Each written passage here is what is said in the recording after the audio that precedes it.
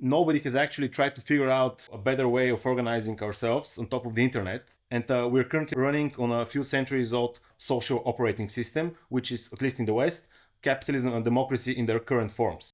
I think that the ultimate product is the ultimate system. Who wouldn't want to be part of the ultimate system?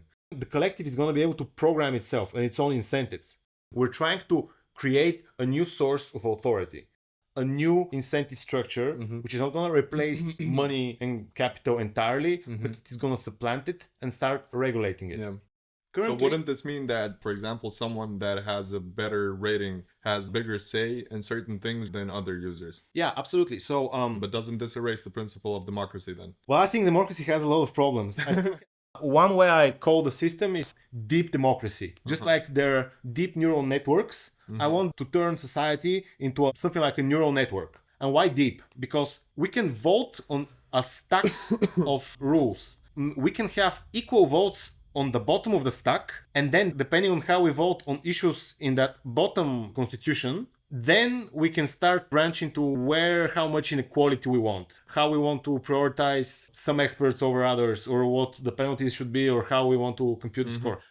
We'll be able to have more democratic control of our culture. We'll have better meritocracy. There will be less corruption. There will be more accountability.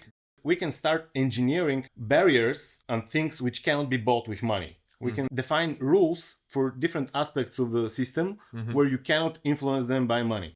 It's about granting rights if you actually want to rise in the status hierarchy. We can structure how a company functions as a game, as a society. Like we can decide which are the metrics which are important. We can decide which are the rules, how to evaluate who did what. I would like to be able to delegate my vote or To someone who understands better. yeah, and not only to delegate my vote, but also to give them more voting power to them. And I think that I should have less and they should have more. What I'm proposing is to actually start compartmentalizing expertise. So you're going to have many different ratings for different aspects. Okay, that's very interesting. We're going to be able to be subjectively objective. That means that we're going to be subjective in how we vote which rules we want, but then when we see the aggregation of votes for the rules, They will be working. everybody will objectively, be objectively rated according to those the rules. Yeah. Whatever aspect you care about and you want to rank or rate people, you will be able to create that indexing, that ranking in this system. Whether it's going to get adopted is a separate topic. And you can dismiss different people about different things and also to different extents. You might only decrease their weight about something to some extent and only about some topics or all topics. And suddenly we can turn alignment and transparency as a competitive advantage. Whatever way I want to extract a pattern out of the giant global graph of expressions and information, You should be able I'd be able to. One thing we should do is to crowdsource a full causal analysis of what leads to what, and also of what is how relevant to what. We should be able to say if this is positive or negative, valence, plus or minus, approach or avoid. And then if there's something we should be doing about it, that can have an argument map there of what to do about it, what are the best solutions. And so imagine you being able as a citizen to explore a full causal map of what leads to what, and if we did what would change, and then what that would trickle down to what other changes. What would happen if we orient our entire economy around identifying the biggest problems, identifying the most likely ways of fixing them as fast as possible, and if it's not working out, how to pivot as fast as possible to the next best thing. Again, everything boils down to sortition, prioritization, relevance. But this would create a new power structure and it's Absolutely. That's what we're trying to that's consider. where the revolution comes. Yeah, that's something that needs to be eliminated, basically. That is the ultimate control that they have, and that ultimate control is something they would absolutely not be willing to give up without a fight, as I see it. The control over what? Over human identity, basically. In this conversation, I try to lay out my ideas with no script, and this has happened many times before and always goes in a completely unpredictable direction, because I still haven't finished my book and there is no canonical way to linearly present all of the ideas which I want to present. As a result, many important things were either completely missed or weren't explained as well as I wish they were. I could present at least twice as much of the fundamental concepts in half the time if I had carefully chosen every single word and example that I give, and that's exactly what I plan on doing in the future with the content I record. I want the most optimal and compressed way of communicating all of the ideas because they're simply so much and they have to somehow fit in just a few hours. But still, this is good and very unique content which will stand on its own in the future. It might not get a lot of views now, but eventually it will. Hi, my name is Viktor Kirillov and I'm a software engineer. My name is Alexander Georgiev. I'm a systems engineer specializing in Microsoft products and services. And yeah, looking forward to having a great conversation. Yeah, so today we're going to talk about my idea I've been working on for the past couple of years. It's sort of like an architecture for a new internet, and it revolves around identity and how we can make a new kind of social media. And actually, any kind of system we already have, any kind of service like Facebook, YouTube, Wikipedia, whatever you think of, it can be done on top of this singular identity network. And I want to tell you all about it. So something like Internet 2.0. Yeah, exactly. Okay. That sounds quite interesting. So what are the basic concepts? What are you trying to tackle initially? What is the starting point of this all? So initially I had a problem because I wanted to extend one of the current platforms, YouTube, with a specific functionality, but I couldn't simply add on to it because it's a closed ecosystem, a closed product, and only they can decide what to be added. I cannot, it's not an open protocol. And so that was really frustrating for me. So I decided to look into how to actually decentralize something like Twitter, something like an identity and accounts which can follow each other and can then post content. That can be either text, video, pictures, or whatever. And that was the start of it. And initially, I didn't really have a good idea of what we can build on top of it. But because I was trying to explain it to friends of mine, to get them to start creating it together, to start programming it, because I already had the design back in 2022 in terms of the blockchain and the technical aspects of it, the bedrock. But I couldn't really hype them. I couldn't really tell them why this was significant. Like they saw some good things about it, but they couldn't really picture how this could actually take on the incumbents. Like how could this actually win? Why is this Why so choose much your platform superior instead of Yeah. others? Yeah, I understand. Because any social product, like there's this chicken egg problem that it needs users before it actually has any value, and especially with social media or such social course, products, yes. like you need a critical mass which is usually in the millions of users, and before that, like it's really hard. Yeah, sounds like it would be something very hard to implement, definitely. So it's all blockchain based, right? So the blockchain is a really tiny part. It only holds the identities and all of the content which is going to be created by those identities, and that can be any kind of content like text, video, images, or any kind of other signal, which anybody can actually extend and define new types of signals into this network. All of that is actually off-chain, but it's actually linked to the chain and also linked in a specific block in a chain with cryptographic Merkle proofs. We don't have to right now go into the details of how that actually happens, but all you can picture the blockchain as simply a registry of which identities exist, which public and private keys have been bound to those identities, and sequencing of off-chain data. And the off-chain data, it is off-chain, it's not on the chain, but it's still sequenced in specific blocks with cryptographic proofs. Okay, so it all leads to the same profile, whatever you do within the platform, basically. Sorry? It all leads to the same profile, whatever you do, whatever trace you leave. It's all linked to one singular profile that is registered. Yeah, but you can actually have multiple profiles. So this is not going to force you to have a singular profile. But for example, if on this network there is an authority which grants you like a certificate that you have completed some certification, or you're a professor somewhere, or even a certificate for citizenship of a specific country, once you have been granted such a token or such a credential, you can bind it only to one identity. So if you trust a specific identity provider or a KYC provider, and you trust their attestations for unique people, you can decide to view the system by trusting them as a provider for KYC. And I'll just clarify for a second for the audience. KYC is know your customer, so that basically means authenticating yourself against the identity provider. So that would assume basically providing your personal information, I would assume, or do you not require such data from the user itself?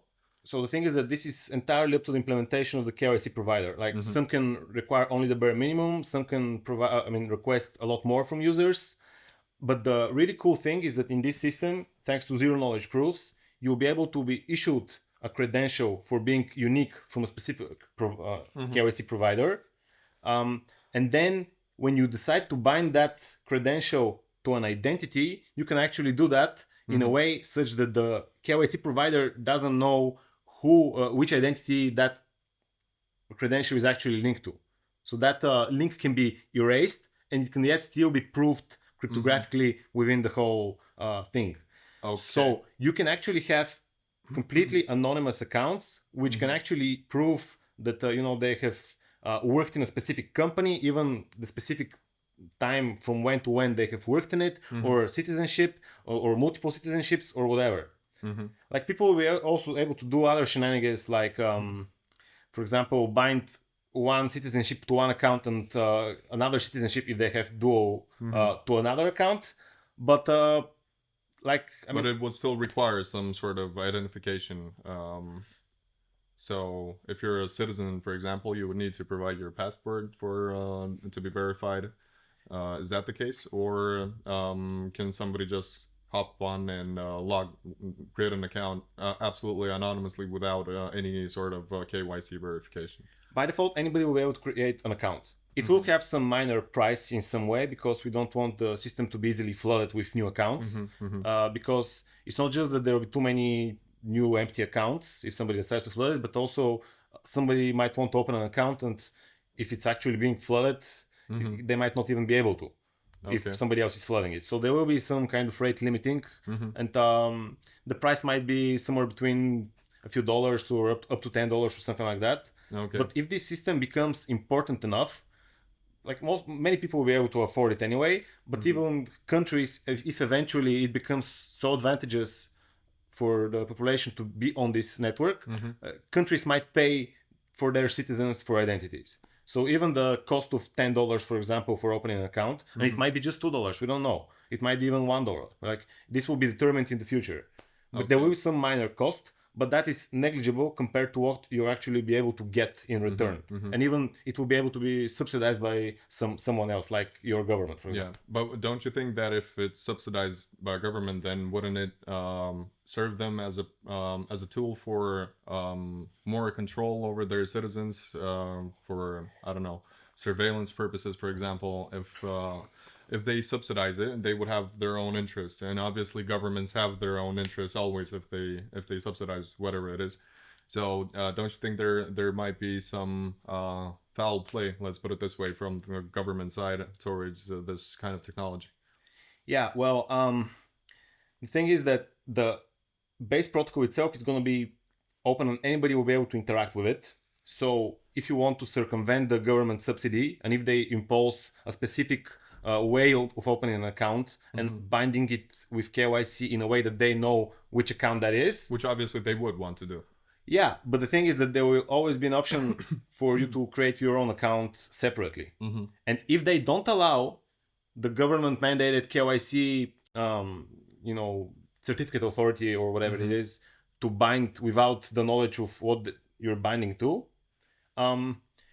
people might simply refuse to go through that KYC, and then that whole country might, pressure the government to relax that rule because other countries don't have that rule. They're more liberty preserving, and so there's like regulatory arbitrage. If one country becomes, more stringent in how they subsidize the opening of accounts, or even how they allow the exporting of the citizenship credential, others might not do it, and they might even shame that country. Look how limited you are in terms of what you can do. Yes. Yeah. I see, but that puts the technology itself in a vulnerable position, because the government can say, look, if you want this implemented in country X, you need to abide with our rules that they put in place. So how would you work around that, for example? Would it be worth it? Would the workaround in itself be worth it in this scenario? So if a country decides to go that route, you might use some other KYC provider, which might also be trusted in this network, in the whole network or in parts of the network. But you might not be able to bind your nationality in a private way simply because your government doesn't allow that. And this whole system, it's not a panacea. It cannot solve all problems. It can simply make it easier to solve many problems and to make the default different. What are the main problems that you would want to tackle first? So let's say from most important to least important.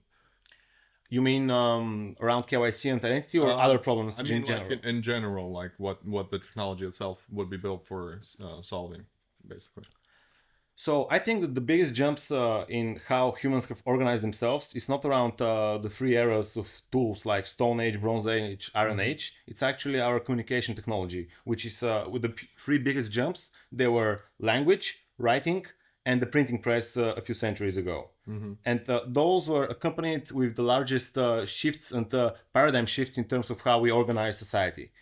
And in terms of record keeping and like the Enlightenment and democracy and capitalism in their current forms, they're largely a product of the printing press and how states could form and what they could keep track of. Basically, yeah, the media, we can say. So, yeah. Basically, the biggest changes in how we organize ourselves is the media, but not in simply media in the sense of publications or magazines or a specific institution, but media in terms of literally the medium in a way we communicate. Yeah. So in that sense. Okay. And so my claim is that nobody has actually tried to figure out a better way of organizing ourselves on top of the internet. And we're currently running on a few centuries old social operating system, which is, at least in the West, capitalism and democracy in their current forms. And look, they have done wonders. Like we have this technology, right? We can, we all know what we can do, but like we haven't reinvented how we organize ourselves. Okay, so practically speaking, the organizational structure of society itself is something that would change due to this technology. Yeah, and from that would follow everything else. Everything else would mean? Literally, I think every aspect of how we live our lives will be touched in one way or another from this. Like we'll be able to have more democratic control of our culture.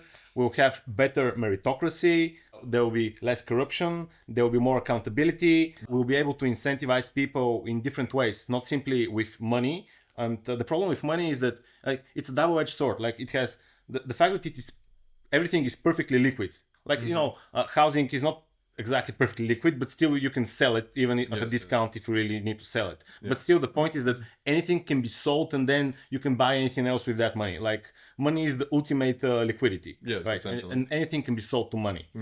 And the thing is that we can start engineering barriers and things which cannot be bought with money. We can define rules for different aspects of the system where you cannot influence them by money. Okay, so and these rules, because you said you want it to be an open protocol, which would mean that other engineers could implement some varieties, right, in the whole process and the functionality of the process. So there would be some predefined rules that would disallow users to change certain things in the technology itself, right? No. So the technology is literally the base of it is simply an identity on a blockchain, which you can own in a sovereign way with a key, with private key, but you don't actually need to do that initially. You can open an account without that.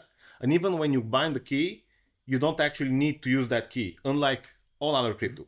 Whenever we're dealing with crypto, you actually need to interact with a wallet and to sign constantly different transactions. But in this design, you can have a Web 2 experience, not a Web 3 experience with wallets. So you can literally log in with, just like with your Google account, and you will never have to sign. You might not in your entire life have to sign a specific transaction. Okay. And you might literally bind once a private key and have that only as the latest fail-safe, like in case everything goes really wrong. Okay. But and then you still retain ultimate control of your account, but still on the literally the 99.999% of the cases you will not be using your key. And that is not possible in financial use cases in crypto, but in this specific case, the way it's thought, which in a future episode we can talk about, I can I can explain why this makes sense. But so the base is simply identities on a blockchain and keys, and also naming. So this whole system, it's also going to replace DNS. And it's also going to replace the certificate authorities. So whenever you open an account, a website through HTTPS, which is secure, and you can, buy tickets online and do financial stuff or whatever, that's secured with SSL. Yes. And that still relies on a chain of certificate authorities, which all lead to it's basically a hierarchy which leads to a centralized institution, which is under the control of people. And so you have to trust them that they're not going to revoke a certificate or that they're not going to tamper with it. It's like a lot of control. And so even that control will be able to be shifted on top of this blockchain and be decentralized. But how are you going to prevent from this platform becoming another black market, for example? So that's a good question. I would assume. Because if it's decentralized, that would mean then you don't have that much control over certain aspects that are happening within the platform itself, and that wouldn't be an exclusion to what could happen. I mean, black market is the first thing unlawful citizens, let's put them this way, would use this platform for. I mean, this would make a lot of sense to them. Okay, yeah. I'm not sure if I want to address this we can do it like in 10 minutes. Can you just remember it? Yeah. Push me for this. I mean, sure. I want to answer it. But I just want to explain what the system is. So identities, binding to keys, names, and certificate authority, those links, which you can trace. And everything else, which is like events which you generate, content which you generate, actions which you take, they are not on the blockchain, they're off-chain. And they simply get linked to it in a cryptographic way with Merkle proofs, which we can get into later. And they get a unique specific address, which is just 4 integers, 2 of which, integer is just a number. Yeah. And so two of those numbers are the application from which you did that action, and one of the other 4 numbers is your identity.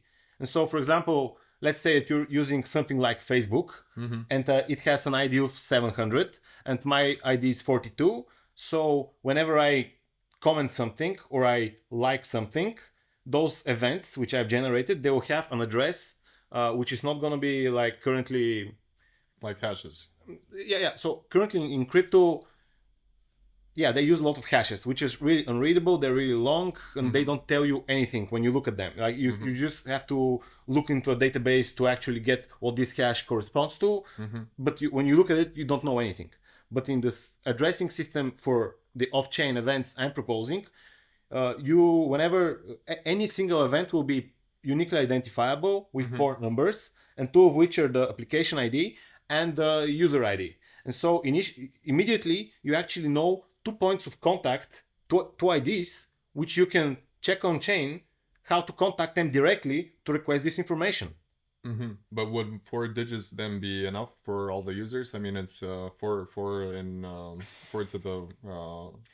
Yeah. I mean that would mean like 256 or something like that. So a 64-bit integer is more than enough for tens or hundreds of billions of people, and for trust me, this we can get into it later. Okay. But the whole point is that the system itself, what it does, it simply links events which are off-chain to identities which are on-chain, and this whole thing can actually scale to billions or even tens of billions of identities. Currently, no system in crypto can scale to billions of people, despite the scaling, which they're making tremendous, strides towards more and more scale. But still, nobody has really cracked it to the billions of people. Yeah. And even the most prominent current decentralized identity solutions also are quite unscalable.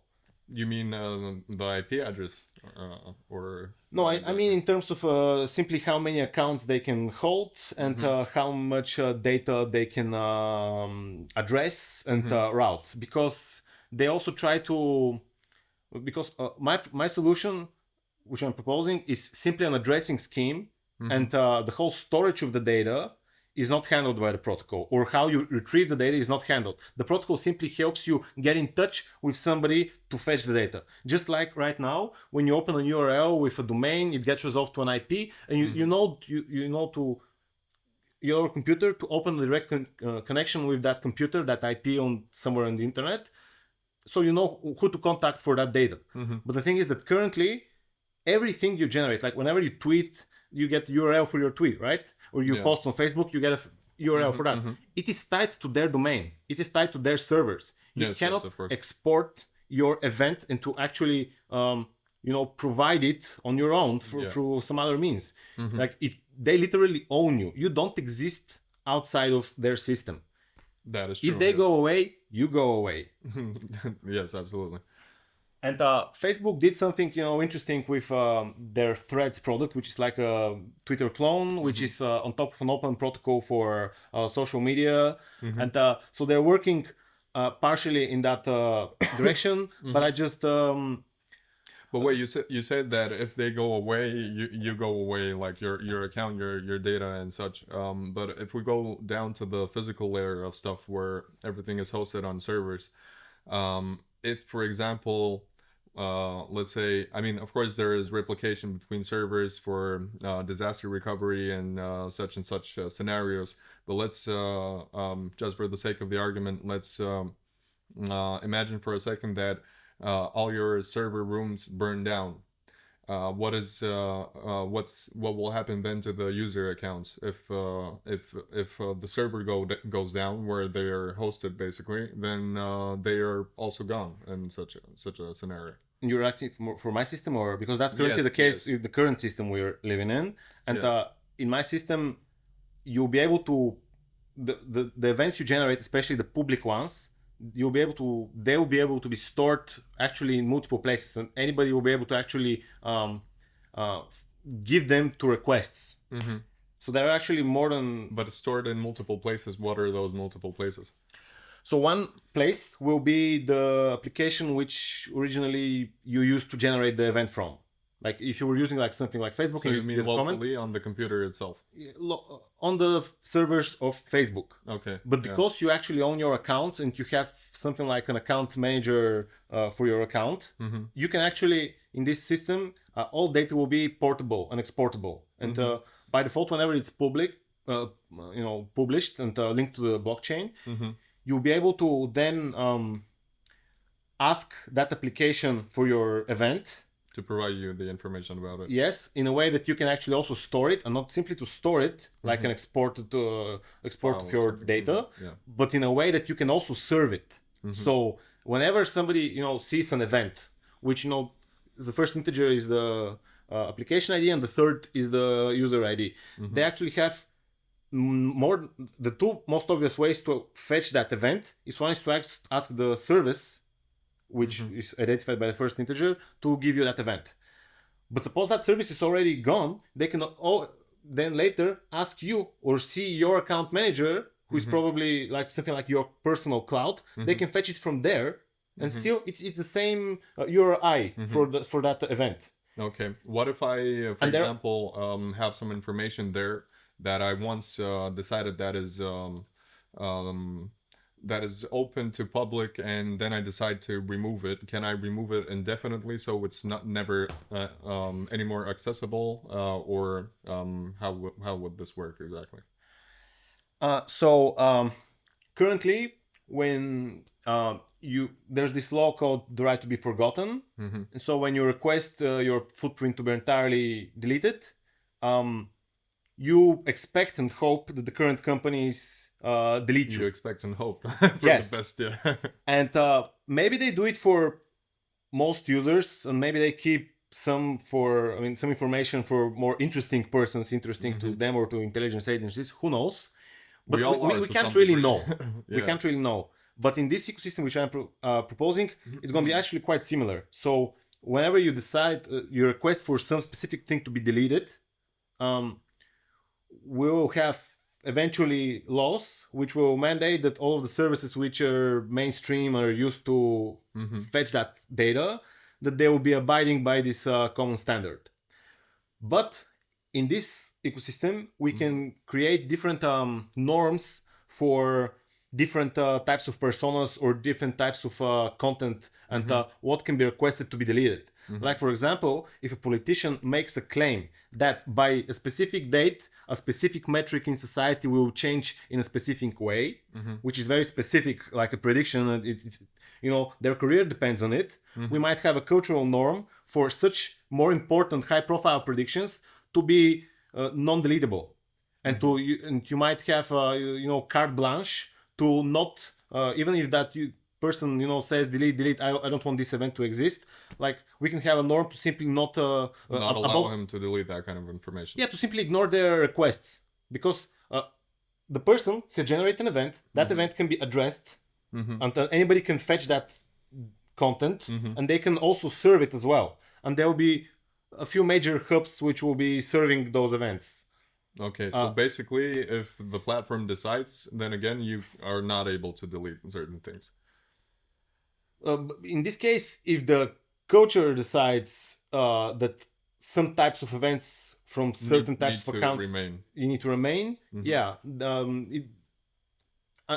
even if everybody, even if there's no law against, even if by law you have to delete the content after you have seen a request for deletion, still many people can keep it. Because suppose we are in a specific, totalitarian hell with surveillance, and the government says, we're all almost there.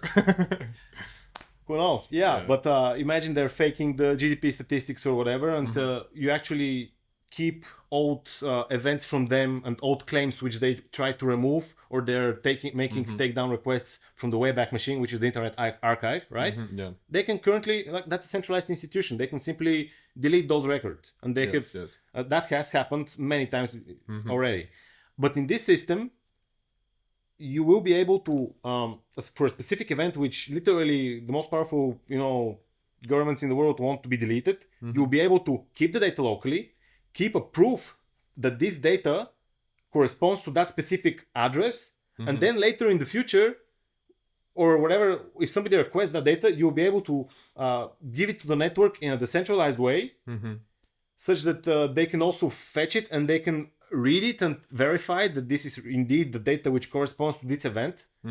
And okay. So this is like, in this system, you will have the ability to own your account completely, and but not the data, then again. No, you will be able to also own all of your data, because once it has been published from a specific service, you can request to get it locally on your in your own to your own storage, your device. cloud, which can either be like a big cloud provider which you use for convenience, or you can actually self-host at home. So you can, if you want, you can have all of your data which you've generated self-hosted at home, and you can decide if you want to fetch it to people who request it or not. You can be self-sovereign in that way. But if you host it locally, isn't that some sort of security breach? Like, doesn't that let other users access your storage locally? Then, if you let if you just host it locally, but you still let access to it, and doesn't that kind of Well, it depends how you provide access to it. Like, first you might use VPN store, and you can also use some distributed network or some other distributed protocol for file retrieval. But the thing is that what this layer and my protocol provides is simply addressing events to identities. And how that retrieval happens, it can happen in many different ways. Okay.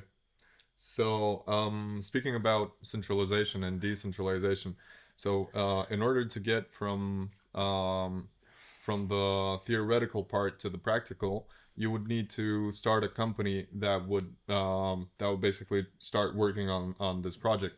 So how would you, because that in itself initially means it's already centralized to some degree, to some point. right? Because someone will be creating it, and that will be basically the center of the creation. And how would you decentralize it afterwards, after the company has already been founded, for example, and it already owns the intellectual property, the technologies, the patents, if there are such, and so on. So how would this work? Yeah. So it will be an open protocol from the start, and depending on how the initial fundraising happens, there can be like a non-profit, just like the Ethereum Foundation is a non-profit, which had a significant percent of the ETH allocated to it for the development of the Ethereum ecosystem later on. Yeah. And then the speculation on the price of the on ETH helps that war chest grow, and so they have like many tens of billions, right? Or at least many billions. Yeah. So that's one way. But also in this ecosystem, actually the development of the core protocol is going to be really minimal. And right from the start, you'll be able to actually start developing for-profit companies on top of it. And so like it will be decentralized from the start, at least in one way things can go. Look, we can talk about this in the future, but I can we will. But I want to go back to the question about the black markets stuff. So in this network, suppose there is someone who is actually really like evil, and they have perfect operational security, and nobody in the world can actually find them. We will not be able to delete them, because they will be able to own their account sovereignly, and they will be able to continue to spew, their maybe hatred, and we will not be able to completely shut them out. We might blacklist them. We probably will. In many cases, So in this platform, you will have some form like by default ultimate freedom of speech. So you will be able to completely sovereignly broadcast on the network. And even if Facebook, like something like Facebook, does not accept you as an identity, you will be able to directly interact with the blockchain and publish your own content and timestamp it and make it addressable. But the whole world might still choose to ignore you. So freedom of speech does not guarantee you freedom of reach. And so in this system, if somebody, like the whole of humanity, wants them to be deleted, we might not be able to. So this is like a negative. There might be people who really all of us might want to be gone. Yeah. But still, this gives us a protection that actually nobody will to delete us. And so like it's an expansion of freedoms with also like it also expands what someone really vile might do, but still we'll be able to shut them off almost completely from all platforms if they're really that vile. So that's where the rating system kicks in, basically. If someone has a bad rating, it's just someone people would know from the get-go to avoid, practically speaking. Yeah. Okay. But then they can just open another account, a new identity, and just continue on with their evil doing, so to speak. In this system, it's gonna pay to actually keep using your old account, because the more you have accumulated in terms of reputation, the more benefits there will be in it, or the more reach you will have, or the more better job opportunities there will be for you, or simply it will feel good for you. And if you simply open a completely new account with zero history and no accreditation, no nationality bound to it, no anything, like you will be able to exist, to participate, and to sell drugs, for example. Yeah. So this network, it's not gonna be financial. You will not be able to directly implement currency on top of it. Actually, I'm not sure about that. I think there are ways to do off-chain currencies, which has actually never been done before in crypto. Like I have some ideas about that, but I've not explored them. I'm not sure if they're viable. Well, but by default, there will need to be one if you want users to pay for it. I mean, that's inevitable, right? If you want them to perform a transaction to open an account, then that would logically mean that there will be some financial system behind it. That will be. It will be bare bones, just like Bitcoin. You can simply send an amount and receive something in return. But it's not going to have smart contracts. It's not going to be programmable money like every other blockchain currently is trying. This one will try to be as minimal as possible, in terms of design and also functionality, so that it can handle as small people as possible, and also to guarantee visibility for everybody who wants to build on top of this ecosystem. Like the simpler it is and the more stable it is, the more guarantee you have that you know what you're building on top of, because developers, they care about risk. They don't want to build on shifting sands. They want to see a really, really solid foundation that has been thought through from as many angles as possible. And this is like what we're aiming at here. Okay. And how far are you from having it all sorted out from top to bottom, let's say, in order to present it as a let's say business plan? So how far are you into this aspect exactly? I think that even 3 years ago, I could have raised some money if I wanted to, but I just knew that I wouldn't raise at good enough rates, because simply I'm a nobody. I'm just like some Bulgarian who has worked with some companies. I've done many public speaking on tech conferences, but that's about it. Like I don't have a proven track record of startups or anything like that.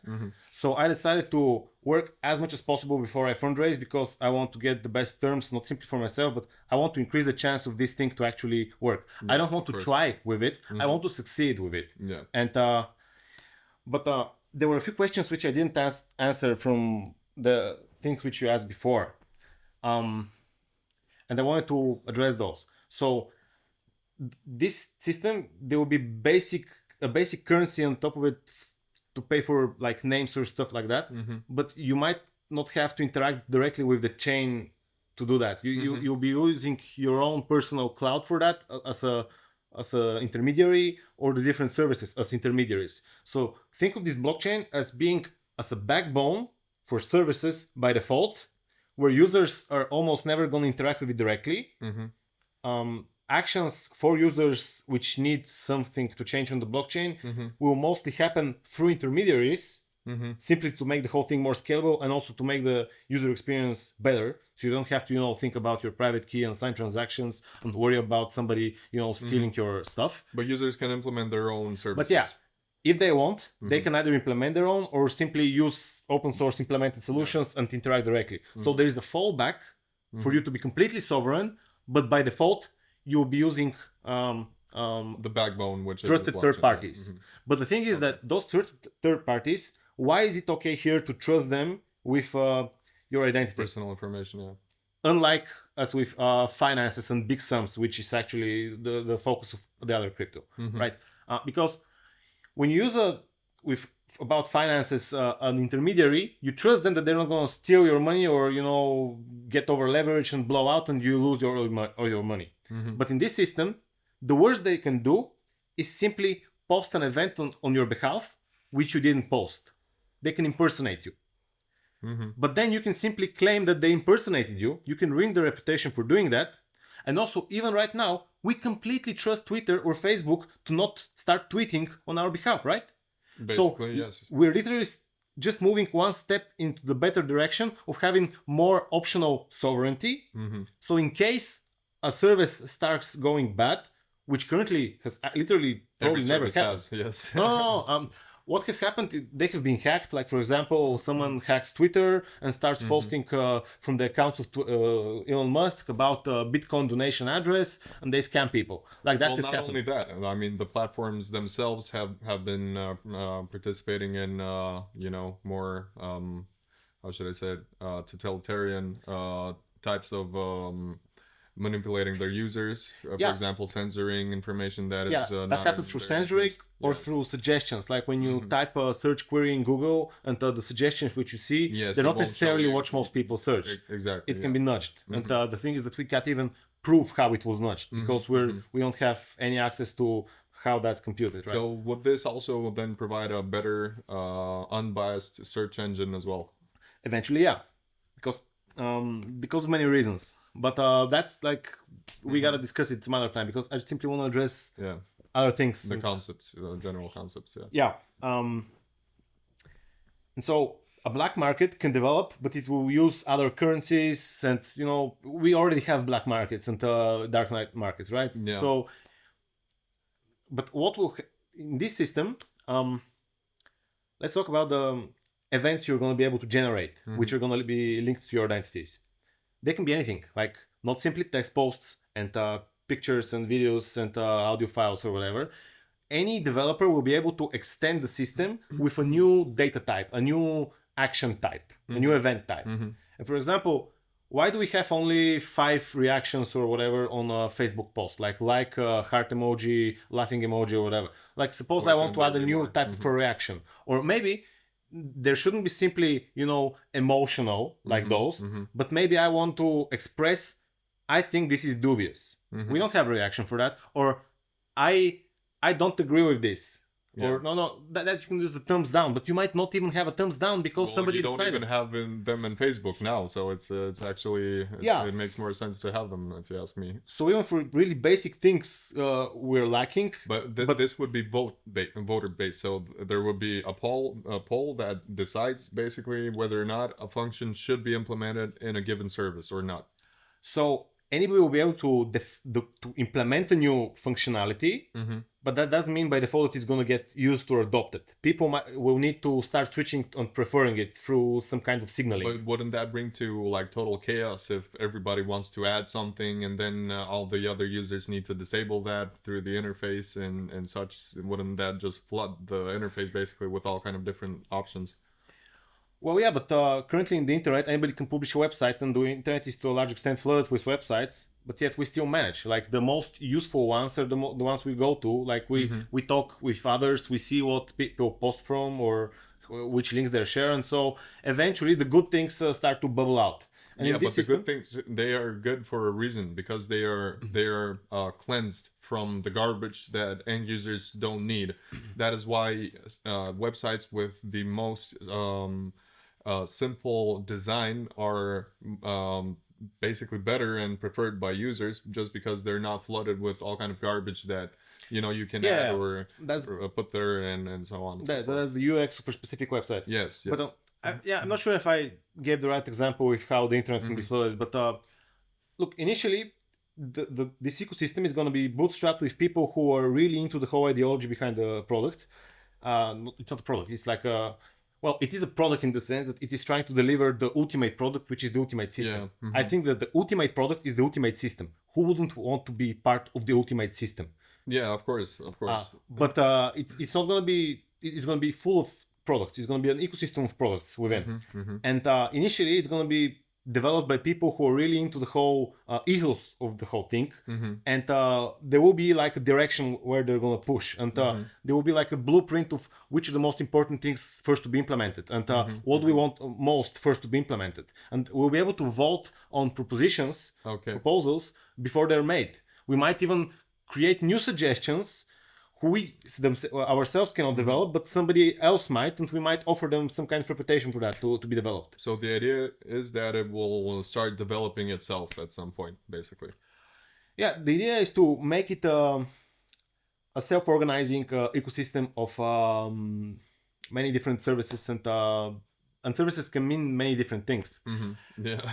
I'm not even sure how to approach the whole self-organization aspect of it, but the thing is that everything interesting and complex in biology is built like from the ground up, from simple things leading up to more complex things like cells, organs, tissues, whole bodies, and then whole neighborhoods, societies. So it's all about nesting of different self-organizing systems, one within the other. Okay. And will there be a way, for example, let's say someone wants to transfer all his data from a current service into this new one? Will this be an option? There will be, to the extent that the current services allow it, because they have terms of service, right? Yes. And they might not allow you to simply download all your data profile, and then to repost it. Like they might allow you to simply download it, but they don't forbid for you to repost it with some script or it depends. I haven't read their terms of services. Yeah. And also it depends on their APIs. You might want to immediately, when you tweet, you might want that tweet to be mirrored somehow in this system, to have an address within the system. Yes, exactly. My point about the mirroring, for example, if you can mirror your whole profile from one network to the other. Yeah.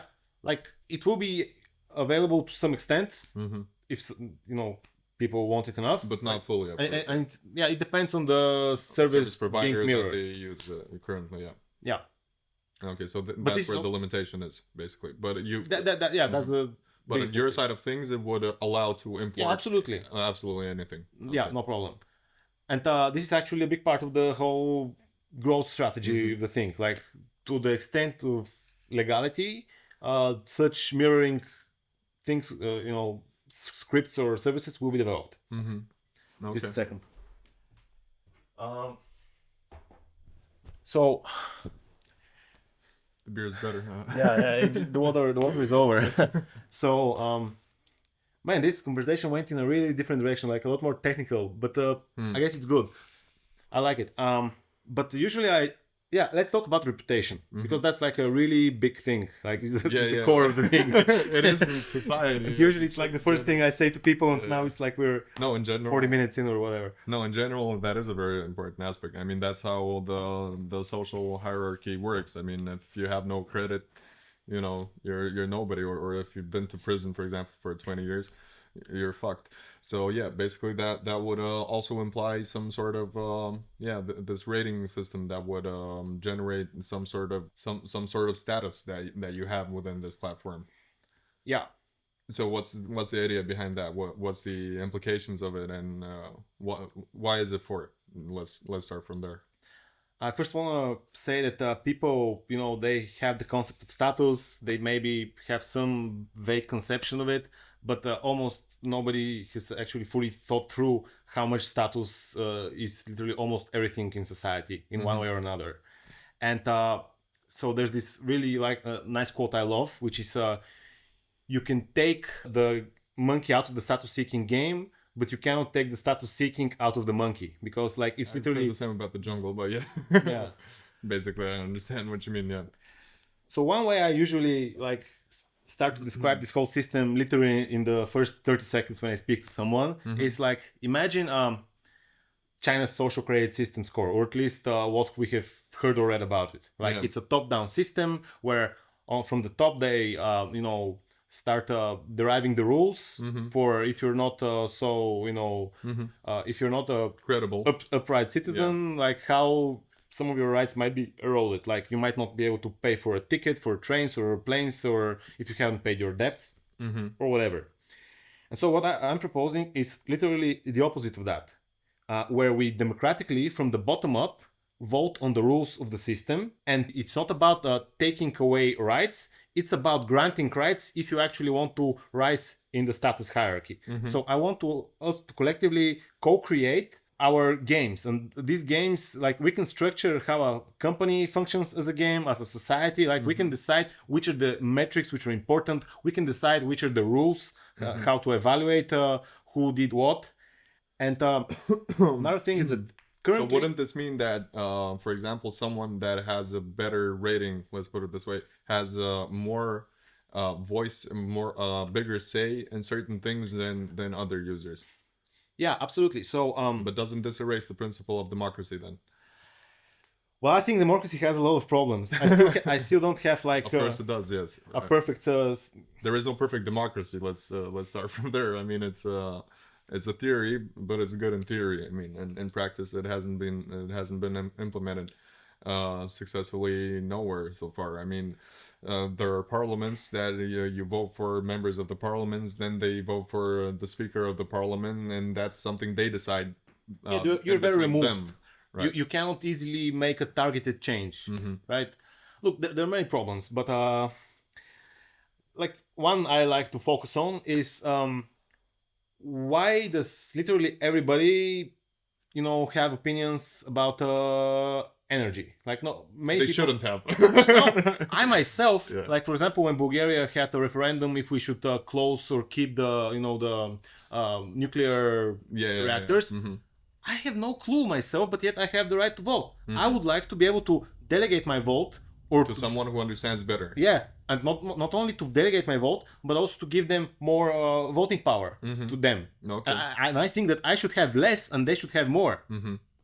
Okay. And so I think that but what's stopping then the person that would be granted more voting rights to just circle around the I don't know, his area of where he lives pay around a bunch of people just to vote for him, so he can be a major player in certain voting decisions, for example. So in this system, like bribery will still be possible. But the thing is As that it is in real life. yeah, we already are in that situation where people influence others in Of many shady ways. But the thing is that in this system, once someone is granted more authority, more power, they will be more on the hook as well. They will have more skin in the game, reputational, in such that when if their policies fail, it will be a lot more apparent and more quantitative. So let me talk about a little bit more about the reputation aspect of the whole thing. So currently, like in social media, we have as a reputation only a single number, which is like the follower count, right? And it's really dumb because someone might gain a bunch of followers one way and then start talking about some other topic they have absolutely no idea about, and yet that influence translates and they become a very broadcasted speaker with a lot of influence. Yeah. But what I'm proposing is to actually start compartmentalizing expertise. So you're going to have many different ratings for different aspects. Okay, that's very interesting. Definitely. And we'll be able to define, for healthcare what the rules are, or for something else what the rules are. And even if we don't agree with the rules, okay, I'm going to talk about that a bit later. Yeah, but that's another topic. It's a whole aspect of this whole system. Yes. But yeah, you'll be able to have many different ratings for different aspects of the system. And why you might want a higher rating for something? Well, I usually say about 4 reasons. One is simply because you'll be higher up in the leaderboard and you'll be able to, simply boast about it. And also you'll be more hireable as a contractor. Yeah. Like you have proven expertise in the most certain areas. and in the most objective way possible. Another reason is because simply the whole ecosystem might boost whenever you post content. It might make it more visible because you simply have more credibility in this field. Another thing is that whenever there is something where there's a vote, when we're voting on something in that area, in that domain of society, you can have a higher voting power, and we can define the inequality of voting power. Like for example, I don't want someone like me to have a lot of voting power about if the nuclear something should be shut down. But and I want to be able to even vote on how much I want less to have, and someone else how much they to have more. And we'll aggregate all of those votes for that specific aspect of the system, and that's gonna be the rule, right? Okay. What else? And the fourth thing, like the 4 things is like leaderboards, why you might want to be higher, right? Boosting simply in the recommendation algorithms when you post content. Voting power is the third. And the fourth is if there's a common pool of money which we collectively own and we can redistribute it, we can start awarding based on reputation. And we decide what if we're gonna have a pool of money, how that's gonna get filled, like that's a separate topic. Yeah, so these are the 4 main aspects why you might strive for a lot of reputation. But also in the system, we don't want someone to get entrenched with a really high rating in something and then to simply ride their fame till the sunset. We might vote on how much decay there should be. So if 1 year passes, how much maybe they should lose 10% of their reputation. And so if they want to keep their spot, because they have to keep engaged. contributing. Okay. So engagement is a very important aspect of the whole thing. I mean, obviously, it doesn't have to be. We can decide if we want engagement. Well, logically, it should. In some aspects, yes. Because simply, if you do not practice, I don't know, a skill that you have, you forget it over time. So that would make sense that your progress would decay. I mean, logically speaking, everything decays in life. And even if it doesn't decay, like we might, for example, figure out that if Einstein was alive today, like whenever we're discussing matters of general relativity, even if he hasn't posted much in the last 3 years, he shouldn't have his reputation decay. Maybe it should decay overall in physics if he has at some point decided to simply go fishing for 5 years and not read anything. Maybe then overall his physics rating might go down, but maybe his specific relativity rating should remain high. Who knows? But So the point that is, is something to be determined by the voters, basically. yeah. Okay. And the thing is that in this system, one way I call the system is deep democracy. Just like there are deep neural networks, I want to turn society into something like a neural network. And why deep? Because we can vote on a stack of rules, and we can have equal votes on the bottom of the stack. And then that stack, depending on how we vote on issues in that bottom thing, which is something like a constitution, Yeah. then we can start, branching to how much inequality we want, like how we want to prioritize some experts over others, or what the penalties should be, or how we want to compute the score. And another thing, why is it so important to objectively determine the score, the rank of someone in some aspect?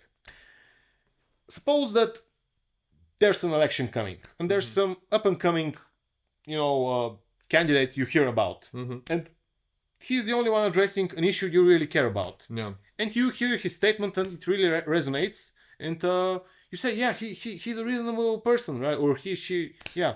And but you don't know anything about them from the past. If you want to actually know more about them, what is their track record? Have they been flip-flopping between opinions when it's convenient for them, or have they make a bunch of predictions and been proven wrong? Yes. In order to actually find that information as well, you have to dig through so much literature, newspapers, articles, or nowadays in different publications on the web, and you have to read so much, and they're so opinionated. It depends who wrote them, if they had an agenda or whatever.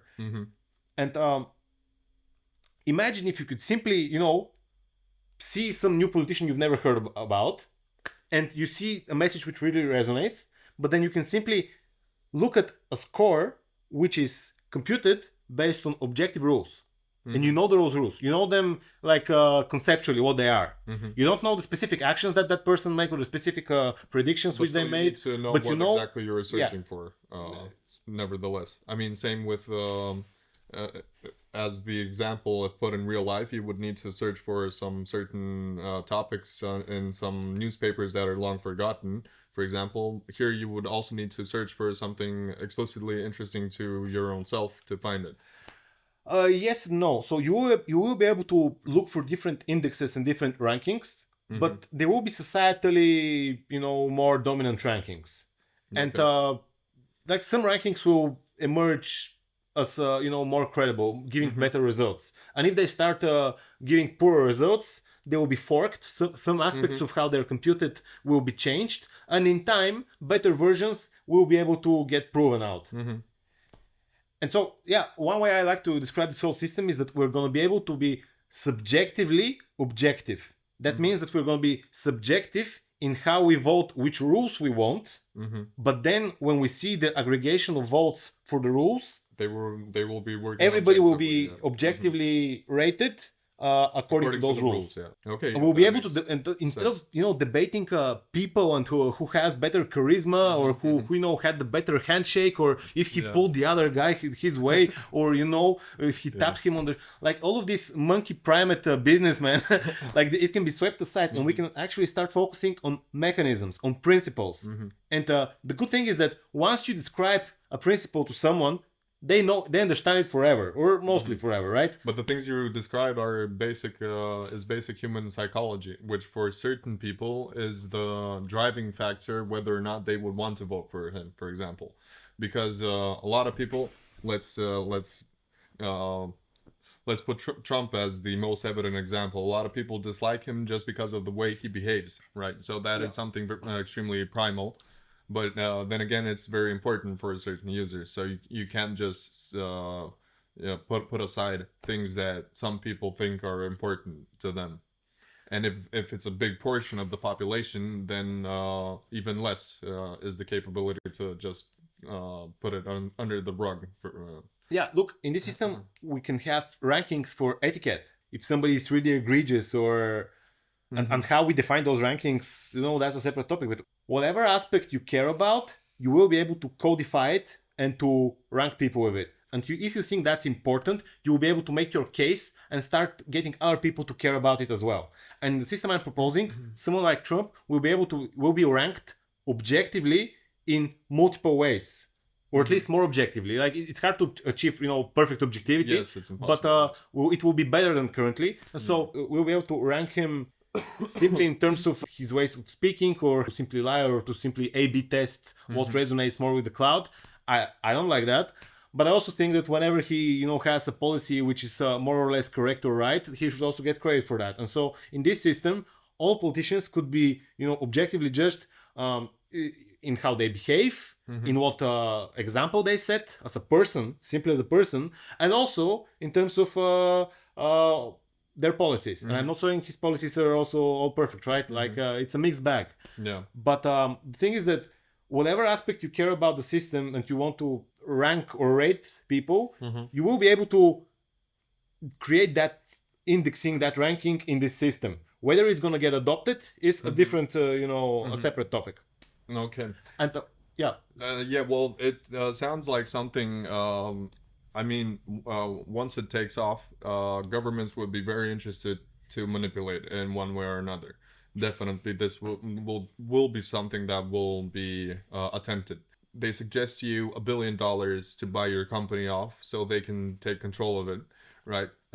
You would refuse, I would assume, because you were ideologically motivated, committed to this plan. So it's not just that. It's also that it's going to be from the start a lot more open in a way that there won't be like a single entity to be bought out. Like, I think that even... So it's a hill you're ready to die on, basically. Yeah. Let's go on the record. Yeah. But I think that we should talk about the whole strategy and how these things can unfold in the next couple of years in a later episode. Like, I have a lot to say about that as well. But I simply think it's too early. Like, I think we should explain more simply the... general concepts, but still I can say a little bit about this. Like certain groups of people, it's not just governments, it's certain corporations,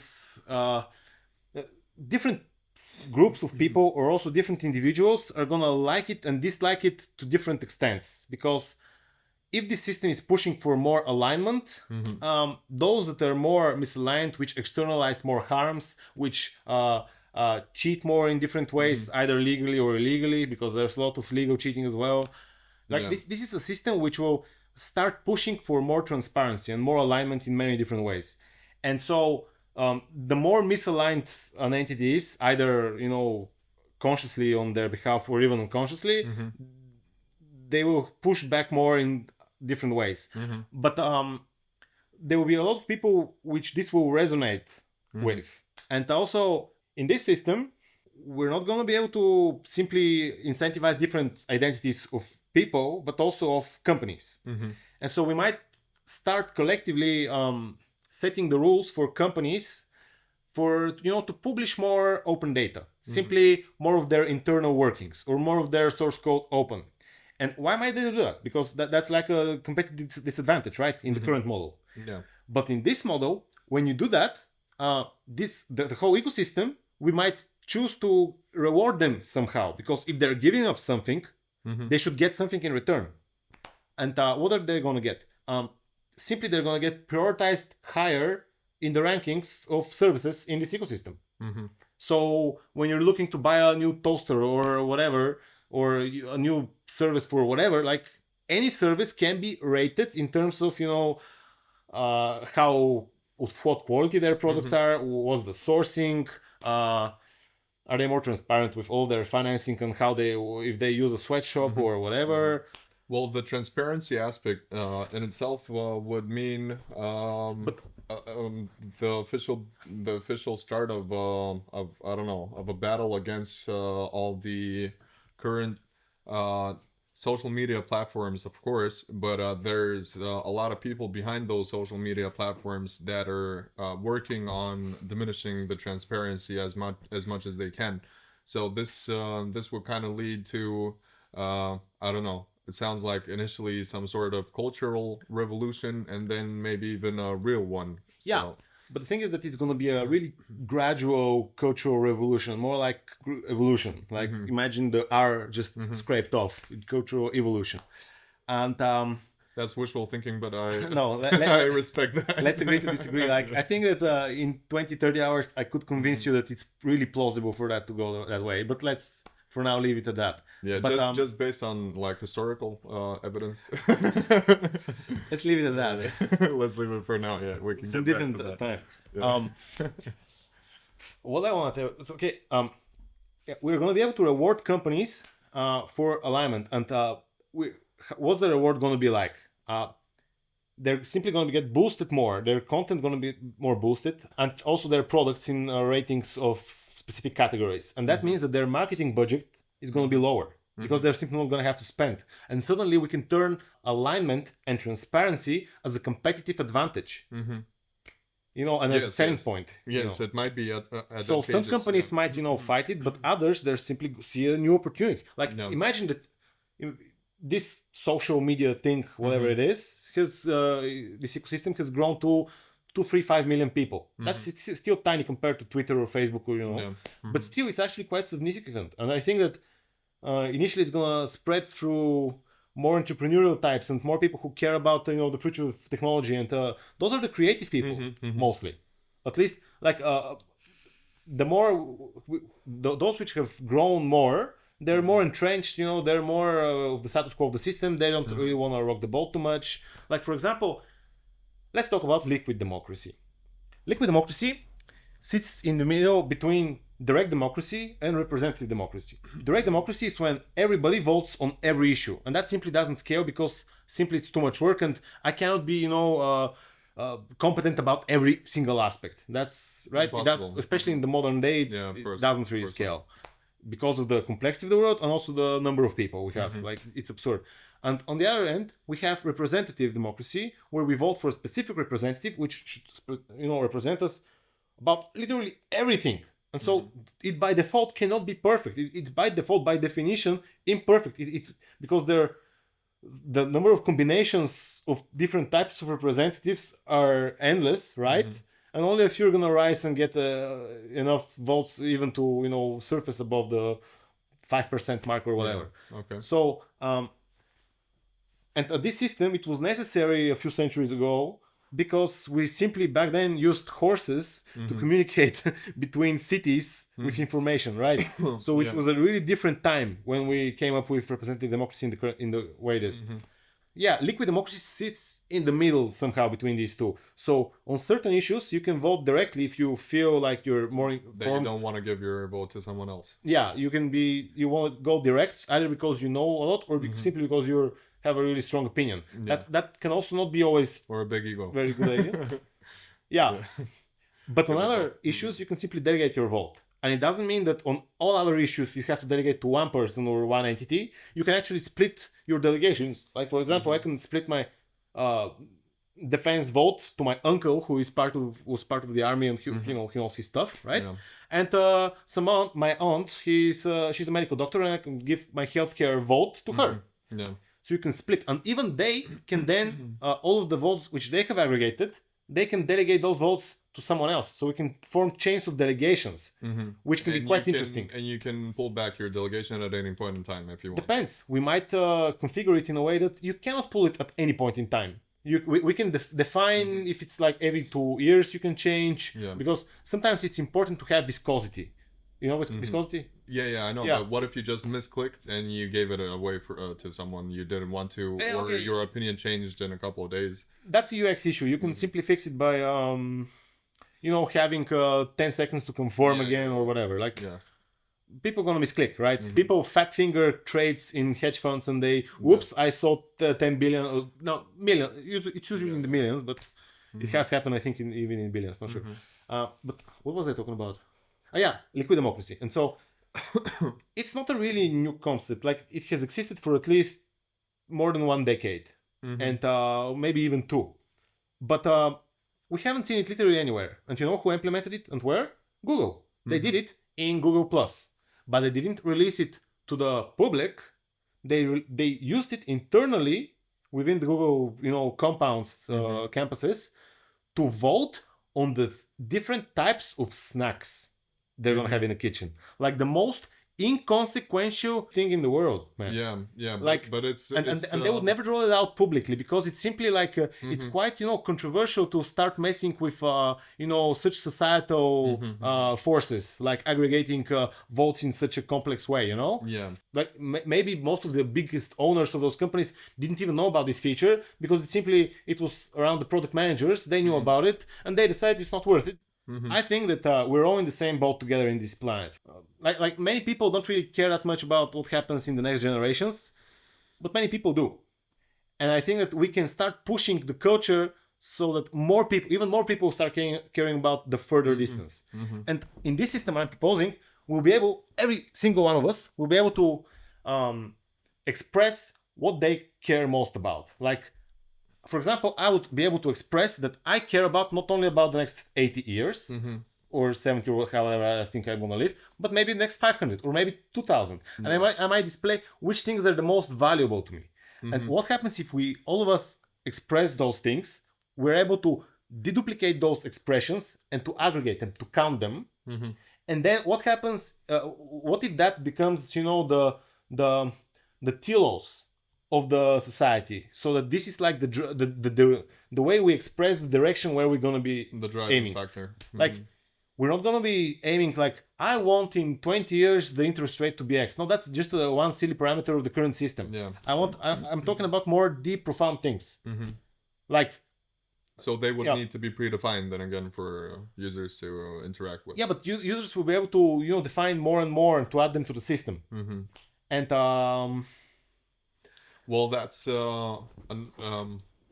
I mean, that's very interesting, and of course that would be beneficial in many ways. But how would you battle corruption in such a configuration is the main question, of course, because I mean you can't fully disregard the bots and the workarounds that will be implemented to basically jump over the security fence that you built. Yeah. So that will always be an issue. Let's talk about bots. So but actually we're going to talk about something else before that. So this system, we have identities and they generate events, expressions, comments, likes, whatever, posting videos, whatever. So in blockchain there are these two concepts. One is the actual blockchain, which is the chain of different blocks with different updates to the system, which is a set of new transactions. But the other thing which you have is the current state of the system. And that current state of the system is always, if you start from the start of the system and you apply all of the blocks and all of the updates, you get to the current system. And when a new block is published, everybody in the distributed system who is maintaining the current state, they, crunch the numbers, they see which transactions were in the newest block, and they update the state accordingly. And so in current blockchains, there is one chain, one state correspondence. But here in this system, all of the important data, I mean, not the important data, but all of the mass of the data is off chain. It's simply linked to the chain, and it's going to be enormous. And yes, it's going to be a lot of data. Yeah, it's literally going to be like maybe tens of terabytes per second generated. Like there is literally no limit in terms of number of events, or at least no practical limit. Like the limits are in the hundreds of billions per second, but in terms of numbers of events. Off this whole thing, you would need a whole data center just to like. Yeah, it's going to need eventually it scales. Big data centers, just like the current web infrastructure needs it, but actually it's going to be in many ways more optimal. Locally hosted for some things. Yeah. It's not. Yeah. Okay, I understand that. But what was I saying? So about the bots. Yeah, in this system, you have identities which generate events, but how we interpret those events, we can interpret them in different ways. So one set of people can, came around a certain set of rules, and based on those rules they start from the start of the system, and they see all the events which were generated, and they interpret them in different ways, and then they come up to a current state of the system, a current view, an index, and like something which is browsable, and they can see who is how the system looks like currently. But if some other set of people disagree about some specific aspect, maybe some very core aspect of the system, they can diverge in that interpretation, and they can reinterpret all of the events, and they can end up with a different view of the current system. And these two views can live in parallel.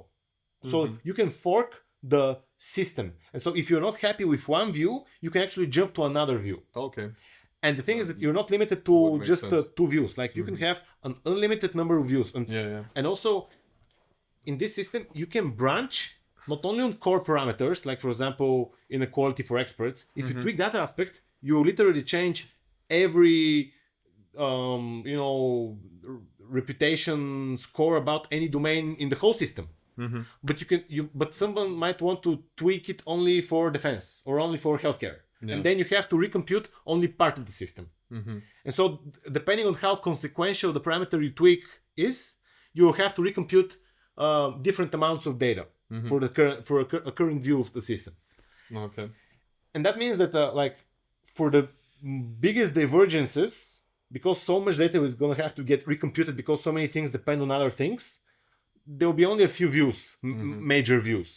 And if like me from Joe Schmo from my basement, in my underwear, I want to see the world with a fundamental parameter in a different way, like I would be, theoretically able to do it, but I'll have to have the, data center to crunch the numbers and the electricity and the money.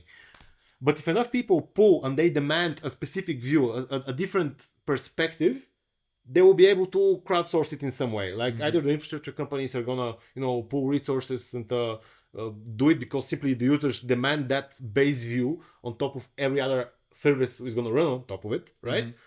Or even the users might crowdsource, for a specific divergence to crowdsource, funds and simply ask something like AWS or the Google servers, okay, compute me this view. And the cool thing is that if somebody has computed a view, if they have actually not computed it properly, they have, done some shenanigans just to, have some different political outcome, that can later be proven if somebody else reduces that computation. Yeah. And so that might not happen for every computation, but for really consequential ones, which are really more important, we can have backups. Like we can have redundancy in the computing views, and we can have different entities and institutions which check each other in a distributed way. Okay. And so in this world, in this media ecosystem, for example, different nations can have their own views And their own set of rules and so on. Yeah.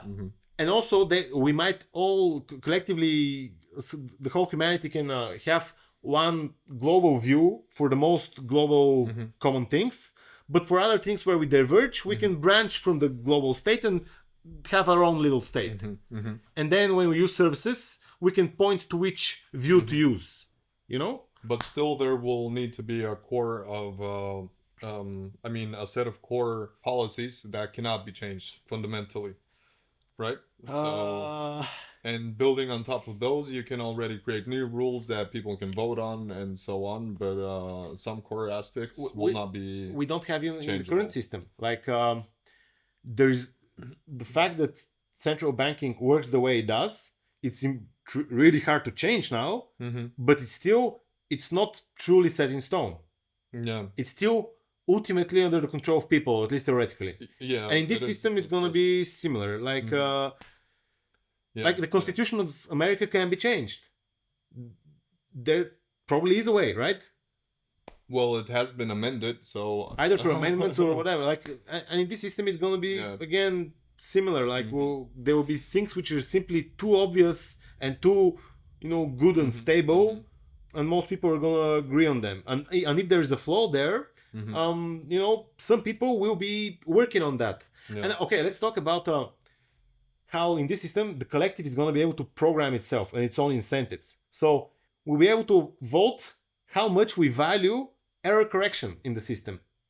And so we might come up with a new kind of rating or a new kind of point system. We don't even need to use money, We can simply start rewarding individuals or institutions or entities who start identifying flaws in the system or different aspects of it, And even different domains of society can govern themselves. Can they implement a change to what they see as a flaw themselves, or does it need to go through a voting before that? Or is that also a subject to be That's voted also a for? subject to, yeah.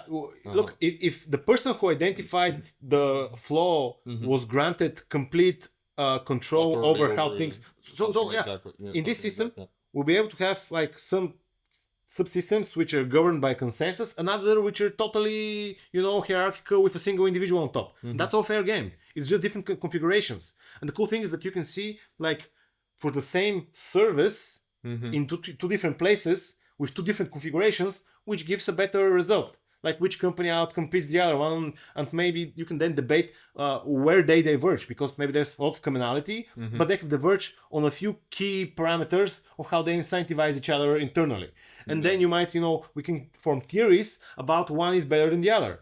And so ultimately, this system, it is like the ultimate architecture for cultural evolution. And here I mean by culture, not simply like if we like different kinds of beer, or if Germany eats a lot of sausages. Like this is like the These are obvious things. yeah, but this is like the simple small C letter culture, or the dances or the movies, how we make them, or the music. Capital C culture is literally everything that's distributed in our heads. It's like our ideology. It's how much we value, the scientific method, or if how religious we are, and what our norms are. That's all culture, and it's distributed, and nobody has all of it in their single head. Like Yeah, of culture course, is distributed. of course, and that's exactly why I don't see it happening without a revolution, because it would basically step against systems that have developed to the point where they can, I won't name particular governments, but governments that topple other governments, create wars for their profit, and so on and so forth. So this is something you're playing against. You're betting against them and their system that they develop for themselves, right? And you're trying to develop a system for the people, to be able to participate more in global issues, and to have a better overview of things, to have more transparency, and all of this. I just don't see how it would not lead to a full blown out revolution where people were gonna be killing each other in the streets for for reasons. I mean, there's a lot of reasons.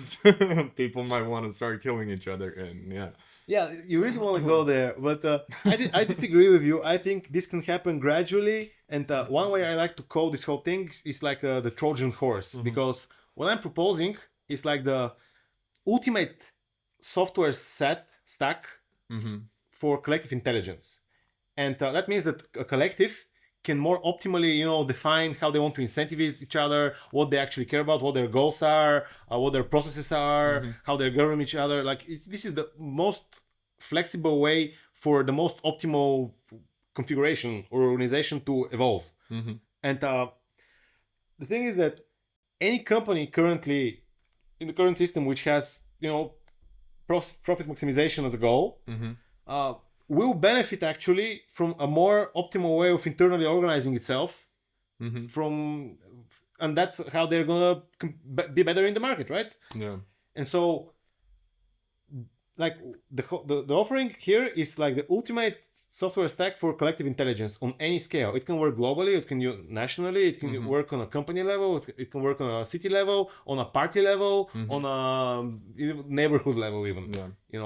And the thing is that I really don't think that this whole software stack, which is rooted in ideals from the Enlightenment, is going to be universally banned from the start in the whole world. So it will start get adopted to some extent gradually. in some places, and even initially, most people, even those who use it, are not gonna grasp all of the mechanisms and principles in it. Of course But not, all they yeah. need is to step in with their foot partially, and they're gonna start in some aspects where that system has been adopted to some degree because it's more optimal. They're gonna get accustomed to that, and once you get accustomed, like once you learn a specific principle or mechanism within the system, you can then apply it on a different scale or on a different place, and now you have a skill which is transferable. And the whole thing is that once you start participating with an identity in a company internally, and if that company is starting to publish more of their processes and internal workings publicly, because then the marketing budget is going to be lower, because in this media ecosystem it's going to be rated higher, and it's going to be simply more promoted.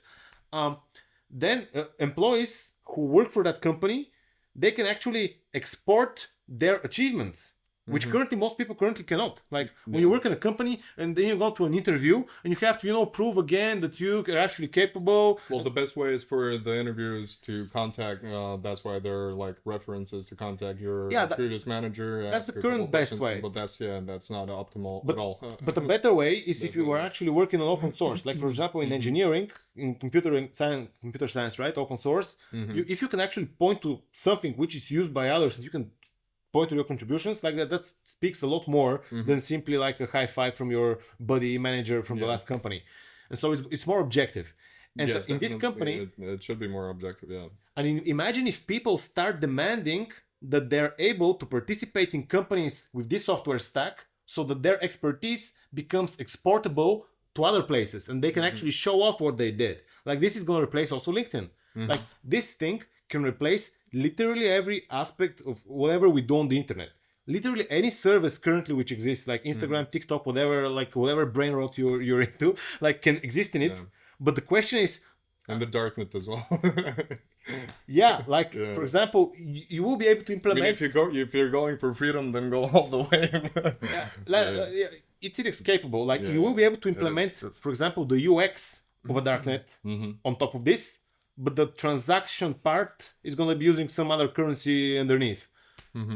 But then again, everybody who references in the public web that thing can be sanctioned culturally some way, either with a rating or even by law, depending on how severe we think that thing is. Like we're going to be able to regulate and even porn news, man, in this system. Like we'll be able to collectively, if we decide to go that route, to force companies who provide porn to require an ID and being over 18. But not only that, people who log in with their ID, they'll be able to do it anonymously. So they'll be able to, with zero knowledge, to prove that they're above 18 without being linked to their real ID. Yeah. Okay, well, because many people, I don't want to, that I logged into Pornhub to be in a central database. But currently, that's the solution which is getting rolled out. And in this system, like suppose that some kid uses the ID of his parents who are over 18, and then logs in. And so he can log in anonymously, so that's not linked to their but you can't parents. Stop that. But the parents can then get the notification that their ID was somehow used to log in for that. Okay. So like with zero knowledge, you can do mind-blowing things, man. It's the closest thing we have to magic. Okay. Like, yeah. Sounds great. It's a matter of time we can talk about it, at least as far as I understand it. Yeah. But yeah. And so we can solve so many different surprising problems with this thing. We can keep liberties. Yeah. And still, or another thing, like suppose somebody is above 18, but they want to limit themselves. And suppose that all websites have been shamed into this system so that they require to be... You think you can shame them into this? I think eventually this can be shamed because like... But that requires a high moral standard within companies, which is the absolute opposite of what they stand on. I think that we can gradually converge. Like it's not going to happen like in 5 years or 10 years, but in a few decades, you'll be surprised how much we can converge on the most important aspects and the ones which make the most sense. But just I want to finish this porn example. So if I'm above 18 and I want to limit myself, but I can't help myself and I can just log in anytime. And the government doesn't know that I'm logging in because of zero knowledge. And I'm over 18, I can prove it. And yet I log in and I have to go. In this system, you might be able to, create somebody as a guard for you. And so if you want to log in, they have to authorize you. Or if you log in, they're going to also get a notification. And if you want to, so you would delegate your right to watch porn to someone else, basically. Yeah, you'll be able to even do that. Or maybe not delegate it completely, but simply to to limit your own add him in the loop just to get a notification for accountability. And you might not be able to remove that rule for 30 days. And they're not going to know what you watched, and they're going to and you decide if you want to step into that contract. You can step into contracts with yourself. Or I want to not log into Instagram every 2 days or every day for five times a day, right?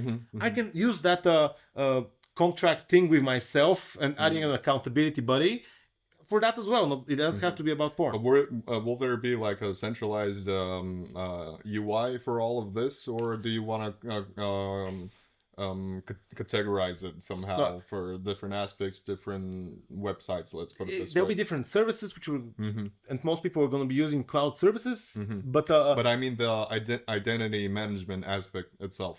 Even that, you'll be able to either use your identity provider to handle all of that, so there's some level of trust there. But if you want to, you can self-host, and you can have like you can just reroute all the messages and have them encrypted, and so the proxy, your cloud provider doesn't know what actually is going on, so you can just self-host from your computer at home. Like you have complete freedom about that. Okay. Let's take a piss break. Yeah, let's take this break. So we're back from the break. Back from the piss break, yeah. Yeah, let's continue. Do you have any specific questions, or I should continue with the topics I want to cover? I'll have some specific questions. I'll leave them for a bit later, but yeah, let's just kick it off basically from where we left. I would say. Let's actually talk about the duplication. So currently, when you go in Wikipedia, if there's a page about specific event or topic, there's only one page about that. There aren't two. Somebody, editors are deduplicating that. Yeah. And also on many sites like Quora, which are Q&A sites, or Stack Exchange, there again, many of the questions get duplicated manually by people.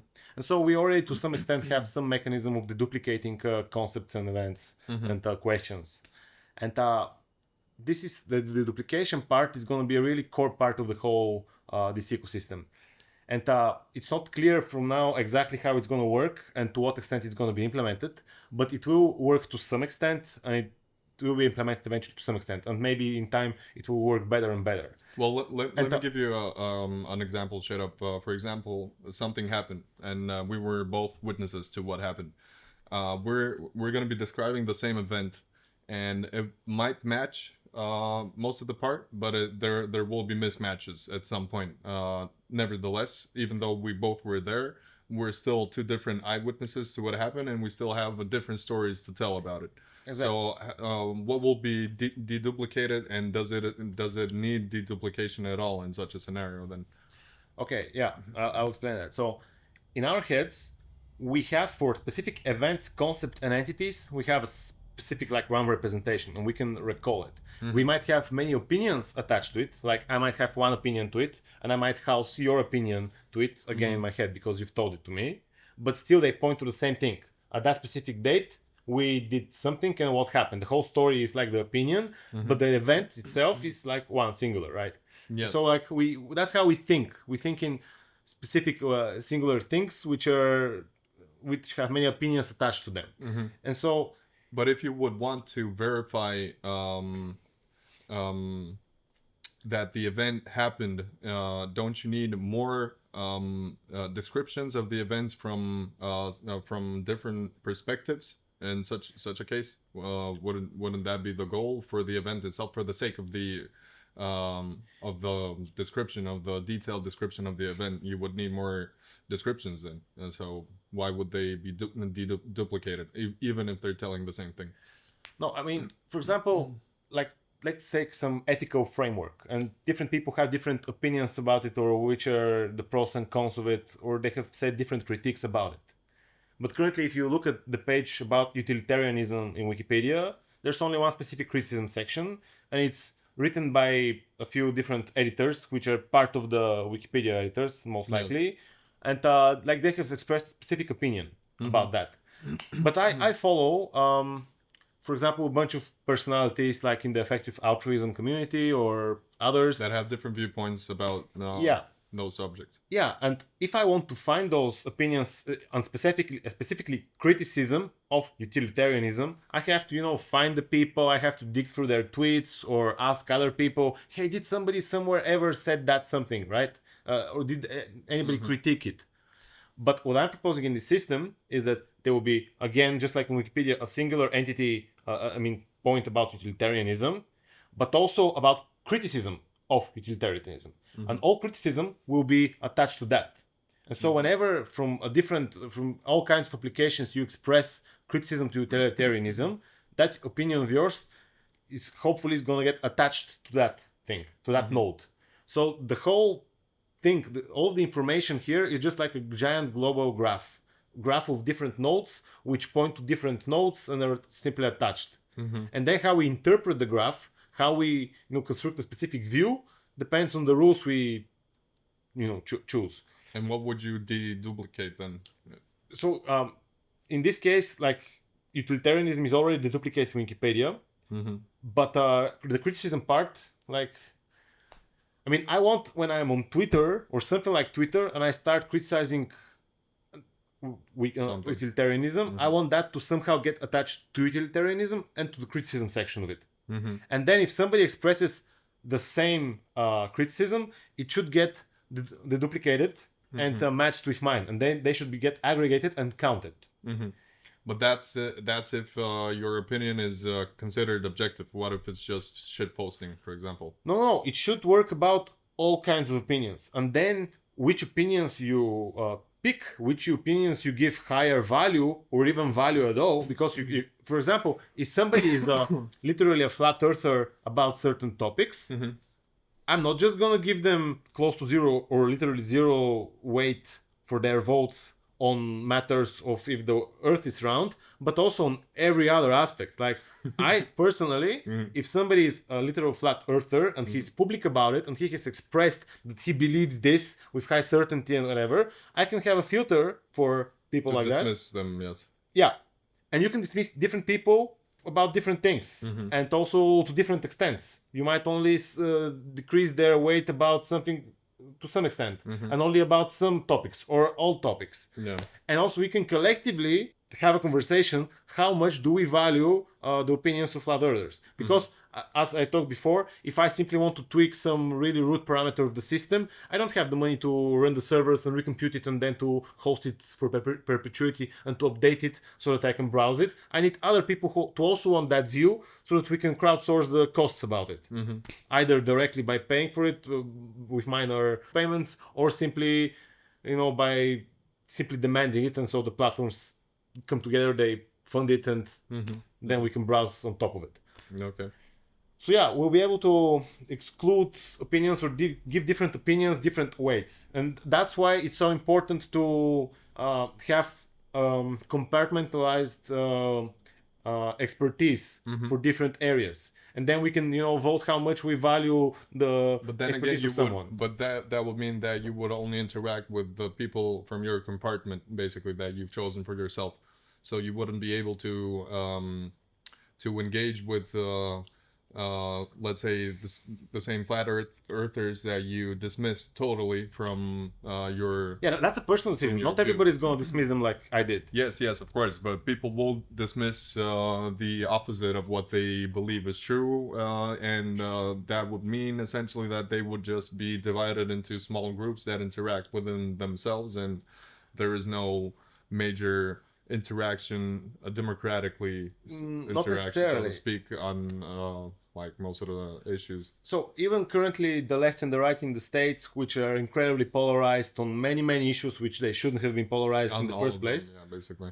No, not all of them. Like some, yeah, it's surprisingly how many there, but even there are some which many people, especially the ones which are not so active in the media but are a little bit closer to the center, would agree. So if you could actually do really good polling, fine-grained about specific issues, not so much about broad topics with a yes, no, or no questions, but if you could actually, extract more specificity out of their opinions, I think there would be a lot more convergence. And for that convergence, that part of the state of the view about those things, they'll share it. And only if there's sufficient demand for a specific other view, that part for it will be recomputed and they will be able to branch off and view the world through that lens.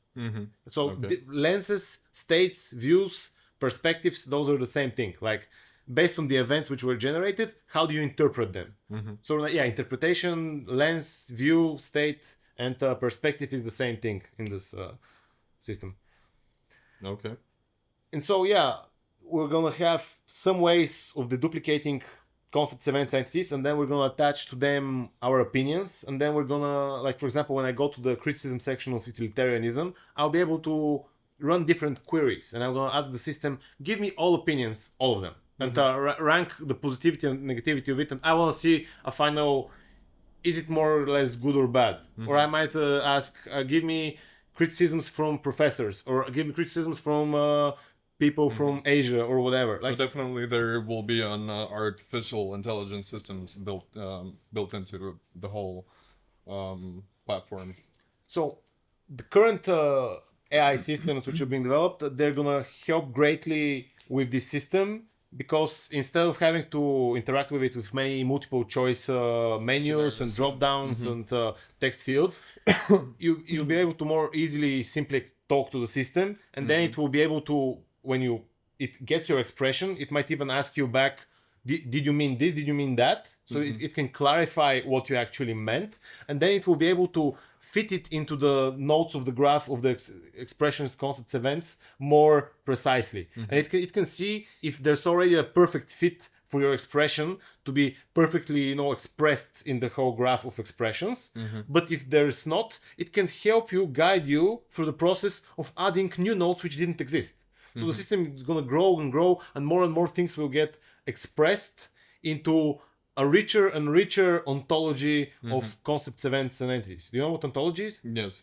Yeah. It's like, yeah. So, I understand. and that ontology, like, initially, it's going to be probably manually defined for very specific use cases of the system where the first community is formed, but it's going to get more and more automated, more and more expanded, more and more things are going to be housed by it and will be expressible. Is there contradictions? Because sometimes ontologies have, they cannot be easily mapped to each other. Like, for example, the ontology of automotive parts of one company and another company maybe only partially match, and there has to be like some layer which translates and maps the different nodes to the others. But yeah, the thing is that the system is, wherever there's like some kind of ontological conflict in the expressions, we'll be able to, it would work on it such, and gradually work on it. Yeah. And even if it would automatically match those mismatches, or to some extent, flag them as to some extent, mismatches. to the degree that we are able to automate that. But it might involve a lot of manual labor as well. But at least in this case, manual labor will be rewarded with some kind of explicit status and reward. Unlike in Wikipedia, Some right now, that in Wikipedia, receive. status there is it is informal. Like the editors themselves, they know who is more contributing and who is higher standing, but it's not formalized, and nobody outside of Wikipedia knows anything about them anyway. Yeah. And you cannot export your contribution to Wikipedia to something else, or maybe you can, but if this was not the so case, explicit. if people would have if it would be public knowledge about the editors, who of them contributes more, and so on and so forth, wouldn't that automatically put him as a target for people potentially willing to somehow influence that particular editor to edit some things that they like or dislike, and so on and so forth? So wouldn't that give access to such intentions, for example? Yeah, I would say that already happens to some extent, but Wikipedia editors are just one vector of influence in society. But many, journalists or politicians, which are, public figures, we know them, we know who they are, we know sometimes on which topics they cover or what they're gonna cover, and there's a lot of influence going there already anyway. Yeah. And so, but let's talk about why I want to incentivize more such altruistic acts where people simply contribute of their own time, they're not paid for it in any way. Why? Well, because altruism is great, because whenever in a group there's altruism, the group benefits. And so groups with altruism do better, all things are considered equal, than groups without altruism in them. The problem is that altruism is simply not a really stable strategy within the group, because the altruists in the group, they get outcompeted within the group by people who are not altruistic. Interests, yes. No, because the altruist expends personal resources to help others and gets nothing in return, but somebody else does not expend so many resources for others and get nothing in return. They expend those resources for themselves, and so they do better. So they don't have to cheat, they don't have to hurt the altruist, they simply don't expend resources for others without nothing in return, and so gradually the altruists wither away. And so that's simply like the problem of cooperation. How does it happen? Because And evolutionary theorists have been struggling, and they have figured out different mechanisms how evolution discovers those mechanisms and starts rewarding altruism. Well, morality is one of them, of course. Yeah, and how that gets coded. Mm-hmm. Yeah, also Yeah. different ways. So yeah, in this system, we want to incentivize people who contribute more to the public in different ways, to the public commons. Mm-hmm. And so, yeah, people like Wikipedia editors, they will be more incentivized. But yeah, you say that they'll be more easily targeted for influence, for manipulating them, for trying to, through back channels to manipulate their opinions. But the thing is, that here we're not gonna have like a singular page. I just noticed that the screen went black, and I'm not sure if it's recording. Let's see. It's still recording. Oh. Okay, well, we'll cut that out. Or not. It can stay in. Why not? Like, it's part of life. It's part of life. It is. Yeah, what I was saying is that in this ecosystem, like, there will be no static page about something like in Wikipedia, which you cannot edit or branch or fork or view from a different perspective. Like, it's not going to be just the criticism section, which you're going to toggle and change the filters and run different queries for different opinions or different sets of people. It's going to be about literally everything. Like, I might set as a default that I cherish a specific country as more authoritative. No. Only, or to some extent, or maybe completely, or maybe not a country, but an institution, or a set of institutions. So generally speaking, is just going to be a post with a comment section, if we generalize it. You mean a page in Wikipedia, something like a page in Wikipedia? Well, something like a page that is generalized based off objective knowledge that we have, and then a section that is either criticizing the information that is written there or contributing to it. So there should be like a different compartment that is added to that page, or how. Exactly. Yeah, I thought you don't have to even view it as a page, but as a concept to which different data is attached. And like the description part, the initial part, you can even toggle it off, and you can have different descriptions from different sources. Like, for example, different online dictionaries have different definitions about different concepts, and they are sometimes different from Wikipedia, actually most of the times. And so it would be cool if you can actually view a specific concept in one place, and then you'll be able to, based on your preferences for what you find more authoritative, to have a default about what you're gonna see. It can be a weighted average somehow between different sets of institutions, excluding others, or simply prioritizing one above all others. And even that filter, not everybody's gonna have to think about those. Like, you'll be able to inherit them from me. Like, for example, I've already been entered this ecosystem. I've worked with it for a few months. I know I've developed, different filters and preferences how to view the world. And you can simply copy them from me. And that can be the default way you view things. Or you can not copy it from me, or your family, or your city, country, whatever. You can decide who you want to be more alike, and simply say, well, I want to adopt their worldview. And you don't have to do it completely about everything. You can be selective about which parts you want to adopt.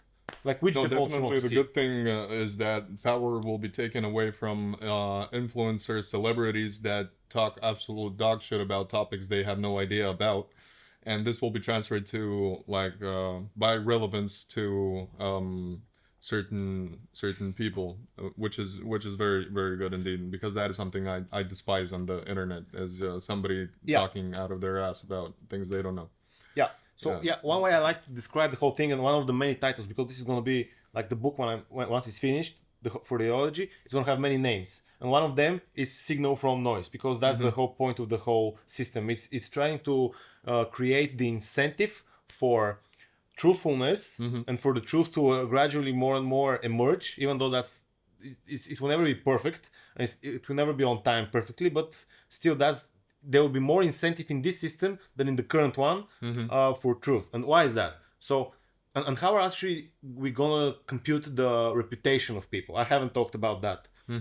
So there are gonna be two major ways. One of them is if somebody is making predictions about if this happens, this will change in this way, or if they invade or whatever thing you can encode with a few or the maybe sequence, of events. of events, or even Bitcoin will hit at least this price by this date with this probability, and you cannot you might even supply different not simply specific numbers but even ranges of probabilities, so that if it's like off only by 1%, you don't count that like as a false prediction but as a pretty close prediction actually. So we'll be able to express with different curves of probability many different things. And so that's similar to some extent to what prediction markets already do, but the problem with them is that they're financial, and you have to have liquidity somewhere for the market to even exist, for you to make sense, to investigate the matter, for them to make the prediction. But in this system, you'll be able to actually make predictions about currently are totally off the radar about from almost anywhere. Nobody believes you that this is going to be a problem in 5-10 years, but you'll be able to simply express that, and then when it happens, actually starts happening more and more, you will get more credibility.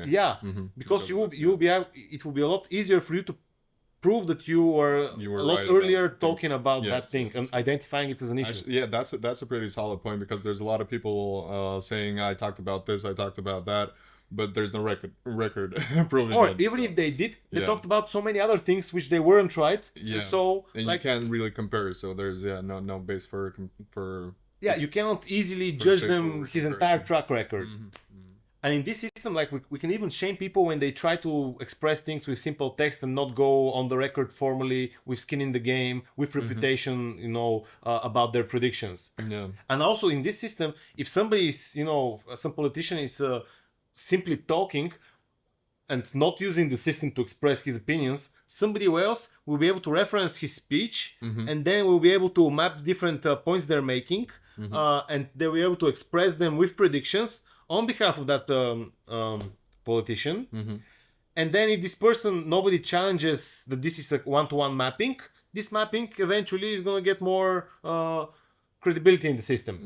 And if it gets challenged because maybe they lied, maybe they translated the words of the politician wrong, in a wrong way, someone can challenge them, and that can then this challenge event can gain it will attract more attention to this event, and people are gonna in some way judge to the event itself, or to the challenge, to the challenge, the source of the challenge, to the event, which is not the speech but the translation. So there are two events here. One is what the politician said, and one is the one who translated his text speech to specific expressions and predictions within the system in order to challenge them. Yeah.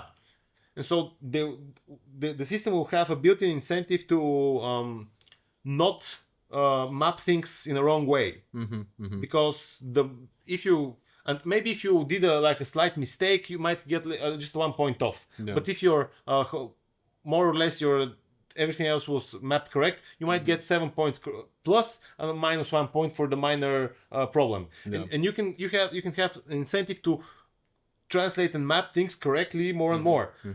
But if you start suddenly translating things wrongly, there can even be a system where the penalties start to escalate, and you can have first strike, second strike. Yes, so we can define the rules in any way we want.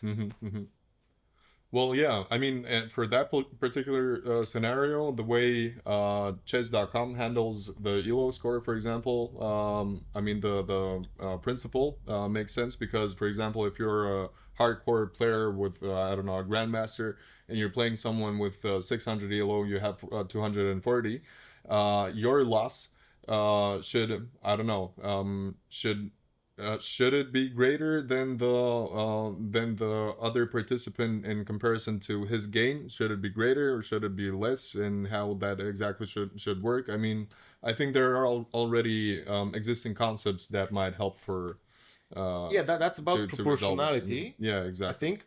And here there's also a question of proportionality of the different penalties and rewards. But there's also a question of perspective and bias. This is like another.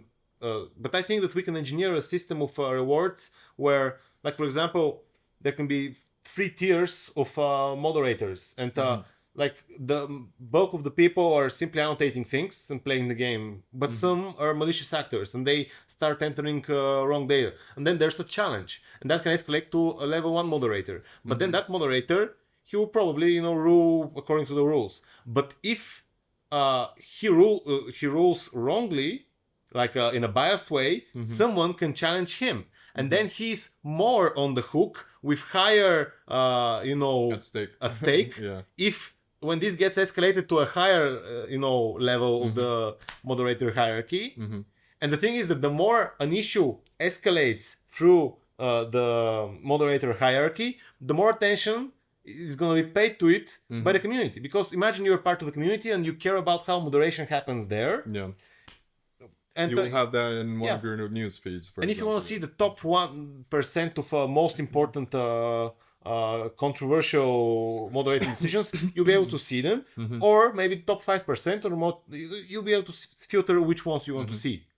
And the more, you get it, right? Yeah, absolutely. And how many, like, what would be the sum of moderators? Because you said there's like 3 layers. So the first one would be the community itself, right? So then there's the next layer of editors, and then there's the top editor hierarchy. What would be the sufficient number of the top hierarchy? Is there any number that you think is applicable to this scenario at all, or can it be just one person for if it's some very particular topic or aspect in life that, I don't know, there's little experts in, and there's just one? But if there's just one available expert, right, isn't that still gonna be biased if there's like... Sure, but it simply depends on how many people use the system, and the more people, the more moderators, the more desire for more quality control. And so it just depends on how important something is and how many people are using it. And but also one other thing is that we don't have to use people for such judgment decisions. Like, for example, if somebody... Well, not for all, but for the most important part, maybe. I think you would need people, definitely. We might decide where we want to use more human judgment, or where we want to use more AI evaluation.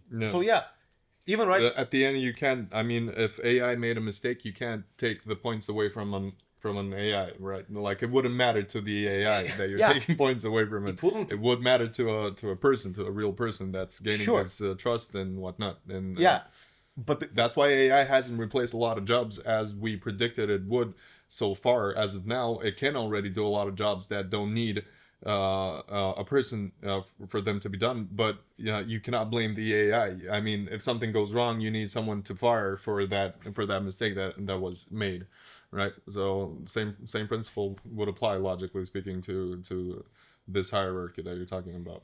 They're error prone, and but the thing is that here we can collectively vote on which want to be the default specific model. So again, subjectively being objective, because the model is going to be one specific singular model, not... And even if we want... that will also be a subject to change, that particular model, whatever it is. No, because we can lock a specific version of the model. And if that model is open source, suppose that we have all subjectively chosen which model we want to be objective to rank if somebody is simply making ad hominem attacks. Like, because I want to rate people on how they do discourse. I want if somebody has made a valid argument but he's also using slurs, I want these both things to be accounted for, and I don't want to see slurs. I want to see only the argument, and I want to penalize actors who use inflammatory language. But I don't want that to be so much up to human opinion. I want us all collectively to choose a specific open source model that will be used to evaluate, is there a slur, and also how severe that slur is in this post. Well, and we already have those kind of models. They already PG-13 ratings and so on. So if something contains slurs, that is not considered automatically discreditable to the source itself, but it's discredited for the viewership of kids. Right. So, but I want to apply that to a lot more generally to literally all social media posts. I want, when I'm looking at social media, I don't want there to be an incentive to Shitpost. shitposting is different. It's not it can be like playful, like it doesn't have to be literally degrading culture. Yeah. Shitposting can be fun. It can be. But not all of it is fun. Not all of it, yeah. And the thing is that here, like, we can automate the evaluation of if something is according to our norms, and if we can even fine tune a model which we have picked, which is sort of good enough. We can then fine tune it on this specific task to rate these things. We can even see the corpus on which it was fine tuned. We can even, collectively develop that corpus to become better and better to handle different cases, and to, if there's some, type where it misbehaves, then that can be added, and then we can update it, And then when we're evaluating posts with that model, we have to evaluate it only once, and that's like, it's going to be quite cheap to do it. Yeah. But if the company which ran the infrastructure and didn't run this model but ran some other model, and then publishes that result, then they're on the hook if somebody actually proves that no, actually, if you run that specific model which we asked you to do it, it gives a different result and you clearly cheated. And so the system, will be so optimal that most evaluations will be done just once. But if somebody somewhere starts cheating, there's an incentive. So this is like in crypto, there's this thing called crypto economics, where like you're playing with incentives and to try to get a specific outcome. And here we can have like a scheme. This specific thing can be called optimistic evaluation, or optimistic evaluation. What does it mean? Like, someone does the evaluation, we trust the result by default, but randomly 5% of those evaluations, some other entity redoes the calculation and checks them. And if there's a evaluation found even once, there's a lot more incentive to recheck a lot more, and also to penalize hard that institution which or entity which we were trusting. And so we can have our cake and eat it too. So we can evaluate most of the content only once and not burn a lot of electricity, but still have the paranoia for whoever is doing those evaluations to not cheat, because once they cheat, they can lose a lot, depending on how much they had to stake to be in the system.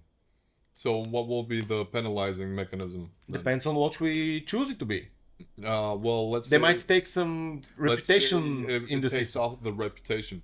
But then there should be a different aspect of evaluating that company, because people might want to just take off its reputation, for example, leave bad reviews or whatever. So this should also have different compartments, basically. The whole reward system. That's a really complicated thing. If some actor is trying to pay a bunch of people to act. But this specific thing which I was talking about, an entity saying falsely that they used a specific model to do an evaluation, but using another model, this is an objective thing which can be proven. No. What you're speaking is about reports from users about something, but in this case, if they're reporting misdoings but they actually evaluated the thing properly, they're not going to get penalized. All of the reporters are going to get penalized for simply wasting resources from the system and generating false reports. But for things which can be checked objectively like this, but are more subjective, like I ordered it and it didn't come, like different reviews, or it was broken. Many of these things you cannot check, but still you can maybe have some pattern of how often someone generates a negative review, and if he's really often requesting a reshipment. And also you might simply filter out many unchecked in people who haven't gone through KYC or whatever, or maybe you want to filter out all the accounts. And whenever you're looking at a product or a service and its rating, you can choose the level of filtration. Or the kind of filtration you want for all the opinions. Well, it's a sort of a bot protection, basically, what you just described. And that's the way. That was, I even forgot about that. But and this is exactly why this whole system is multiperspectival inherently, like in different ways. Once in how we construct the states and the views, the indexes which are browsable, and then even the tiny queries and different filters which we can run for different things, even though these things are actually the same thing. Yeah, this is one is the extension of the other. Yeah.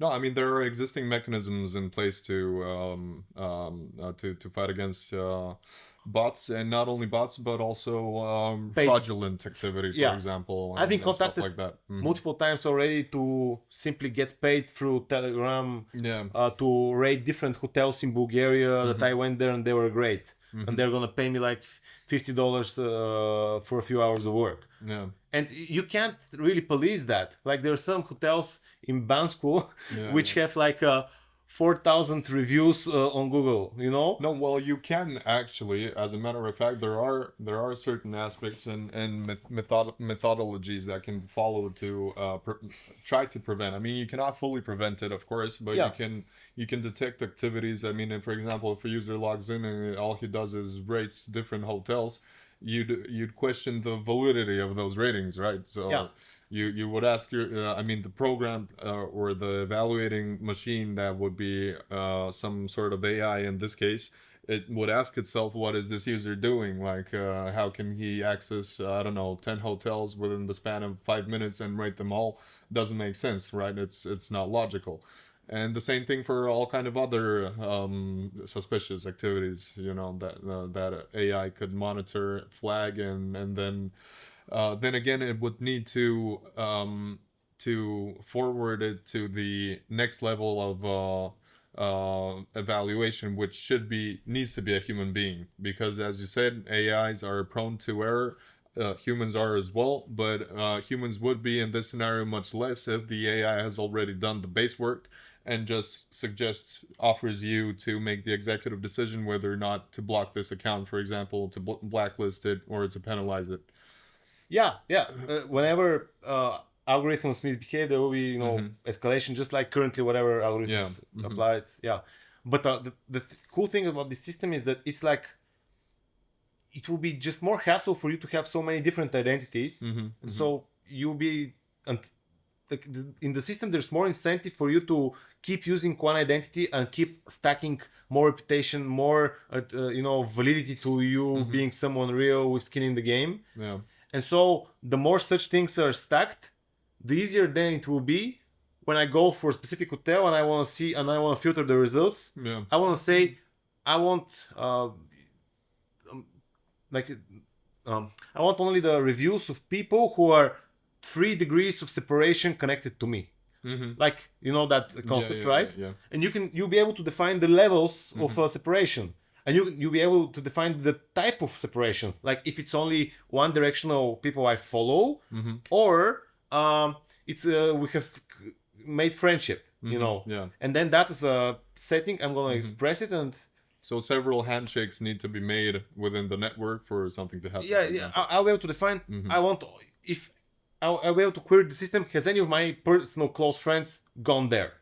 Or my personal close friends, or close friends of theirs, or 3 levels of indirection, or people I follow, people who follow, whatever. And this is not just simply about reviews about the hotel. It's like literally any, for example, the criticism section of utilitarianism in Wikipedia, I'll be able to say, I want to see if any of the people I follow has expressed that, or the people I follow and who they follow. And again, like any query, whatever I want, whatever way I want to extract a pattern out of the giant global graph of expressions and information, I'll be able to express it. How much time it's going to take to compute, that's a different topic. It depends on the query, right? But in theory, there is nothing which is not impossible. Yeah, but that would definitely require a lot of computing power. Depends on the query. Like, a lot. Depends on the query. Some will be extremely cheap. You might have, credits where you pay $10 and you can do 50 or 100 interesting queries. I mean, it just depends on how much. Just like now we pay for these models if we want to use them more, right? Yeah. Let's see what else I wanted to talk about. The 2 ways to determine the reputation of someone. One is if they're able to express their predictions concisely, and then when the time comes, we see what happened actually. And then evaluate him. But not everything is going to be so easily encodable. And So sometimes we'll be able to simply award people with points. And that's more subjective, right? But still it's like a mechanism which... It's still something better than nothing, yeah. Yeah. And we can even start inventing different types of points, like recognition points. We can have universal basic recognition, which all of us get 100 or 1,000 points every month, and we have to redistribute them to whoever we recognize, either generally as a recognition or for specific areas, you know? And so that's how in specific domains you can get self-organizing hierarchies of who contributed how much. And so there's going to be a lot of evaluation structures within the platform. Within the platform, there should be whatever structures we figure we want, and we have to change them, or we have to vote on them, like. Yeah, so there should be like, I don't know. I mean, if someone says something and I just agree with that, giving him a point which he can later use for something else doesn't make sense, right? It should be a point strictly just for this expression. Just for the fact that I agree on what he's saying. But if he's done something good that I think is good, I should give him another kind of point that he can then give to someone he thinks did something good, because there is a difference. There's a difference in the weight of saying something and doing something, right? Yeah, and look, we might choose to have these two types of recognition because they're more precise, more, separated, compartmentalized. But we can see, we can choose that this is simply too much work, and we want to simplify it, and then it can be simply one. It depends, and it can be in one way in one domain, and in different way in a different domain. So, literally anything you want, it will be achievable. The only question is if other people also will want it, and if you'll be able to pull resources together to compute those views and results. Certainly, yeah. And how many engineers would you need like to kickstart this whole project, basically? Like, have you thought about that in a more practical? Depends on to what level you want to kickstart it. Like, again, I think we should have a separate episode of how I think things can unfold. Yeah. But it simply depends on which aspects of these get first implemented, to what degree. The cool thing is that I think that the core mechanisms and principles, things which have to be implemented for most of these things to work, are actually just a few things. Like, one of the most important ones is, let's talk about relevance realization. This is like one of my favorite concepts. I even tattooed it here, and it's like a really core part of what makes us intelligent. And the idea is the following: like, the brain has a problem. It has to, it's flooded with sensory signals from all of the body and the eyes and the ears and whatever. And also internal thoughts, and it has to decide on what to pay attention to out of all of this. And it has to prioritize depending on the current context, where on its current goal, on its current context, you know.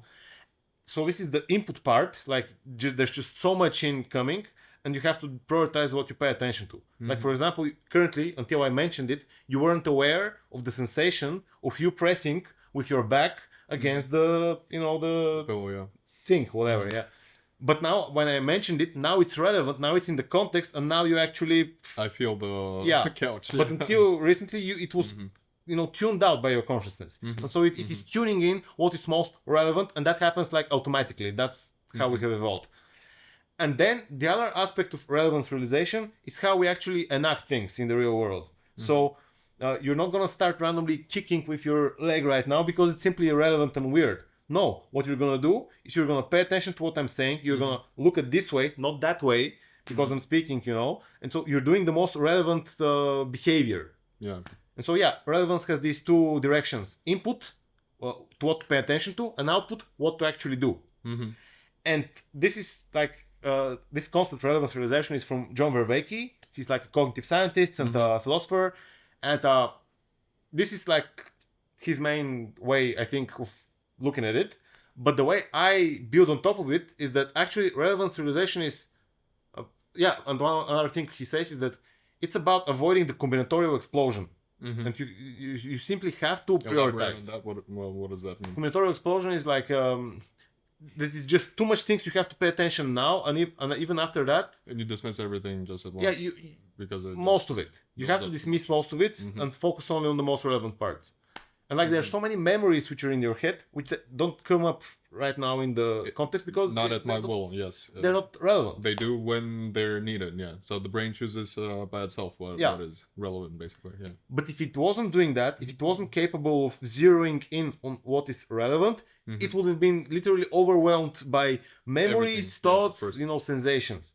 Definitely, it would, yeah. And so fundamentally, it seems like relevance realization is about prioritization. It's about sortition. It's about being able to rank things, or at least the most 5, 10 most important things, and then the other ones you don't even need them ranked. You can even ignore them completely. If you somehow determine that they're not even in the top 10, you can completely ignore them, and you can pay attention to the most important ones.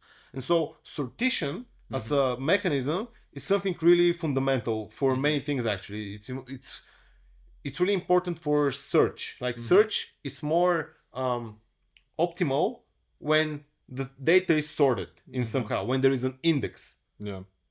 And the index is a kind of sortition in some way. So you can have one set of data and you can have different indexes about it, which are different sorts of it. Yeah, exactly. So the data advertisers are after, basically.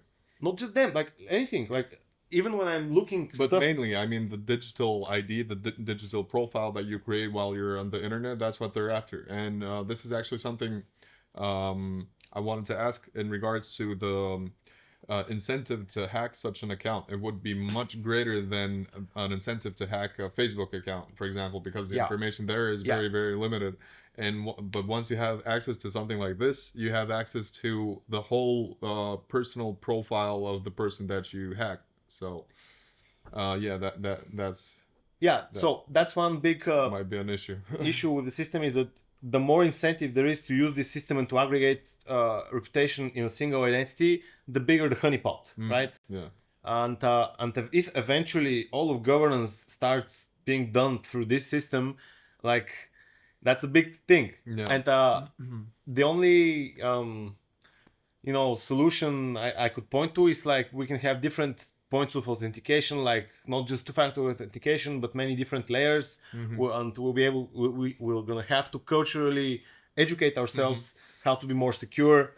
And yes, there will be that hacks has not sometimes. worked so far. But there has been many attempts. It's still working. We're still hackable the same way we were before. I mean, less hackable, but I don't know. Like the more security principles there are, the more hacks people will come up with. I mean, that's inevitable, definitely. But yeah, speaking about incentive, there would be a very big one to hack such an account, definitely. Yeah. And governments, if they decide to implement that, I mean, they would definitely want to secure that on their own,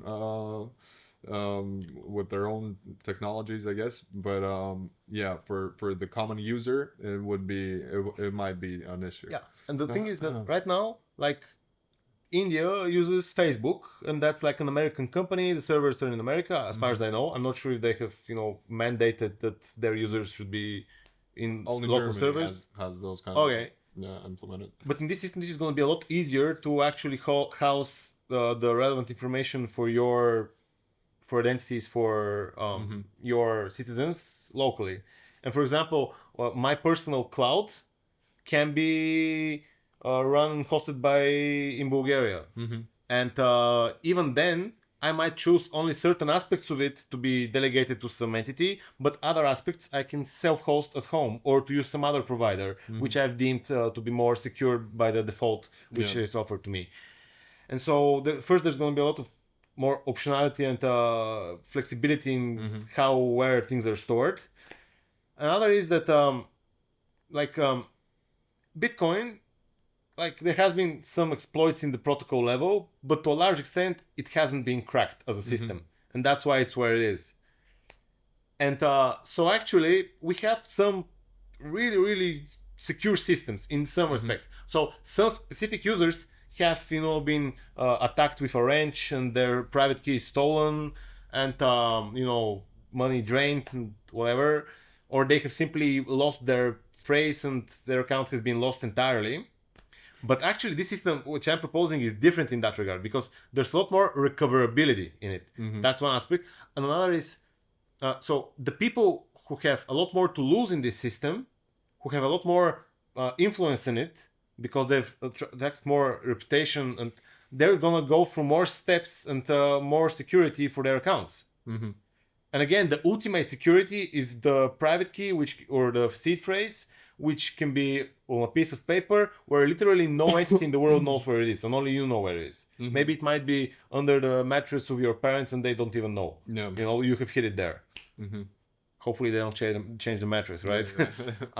So different players in this system will secure their accounts to different levels. And so suddenly, if it's really easy to impersonate a million people with very low reputation, actually you're not going to get a lot done with the system, because they're going to have a lot less say on many of the topics. So I mean, things will, yes, accounts will be a bigger honeypot than ever, but also it will depend on which actor you are, how much reputation you have to lose, and also that's well, it's there. I mean, some issues will just remain. What can you do about it? Like, it's just the way life is. Yeah, there's no perfect system, and also, if this is such a problem, like, there will be more and more incentive within the system to work on these issues. Like, and also in this system, many of the components will be implemented only once, because it will be a lot more open, and that means that, or if we, so currently so many different companies implement the same things over and over again because they want all of their code to be private, and there are actually so many more security holes because we haven't poured all of the resources on one really good solution, but there are so many separate solutions which are a lot more half-assed, and maybe there are only 10 world experts in cryptography, which are the top 10, and they cannot be employed at the same time at all companies. They have to be distributed, right? But what happens if all the brightest minds work on the same issue and they're sharing and it's getting implemented once? Well, yeah, definitely there just should be some incentive for them to do so. Why is Linux safer more stable as a server environment than other operating systems? Why servers? It's more efficient. Yeah, and it is mostly because of the development model behind Linux itself. Because it's more open, anybody can contribute. Definitely. Even the stakeholders who profit off of it, they have the incentive to work on the open source shared thing and to contribute back patches, right? Yeah. So in this regard, like, yes, accounts become a bigger honeypot, but there will be a lot more incentive to secure those honeypots. It will be a lot more front and center for all of us. And also, this system is going to unlock a lot more expressibility, like unlike we've ever had.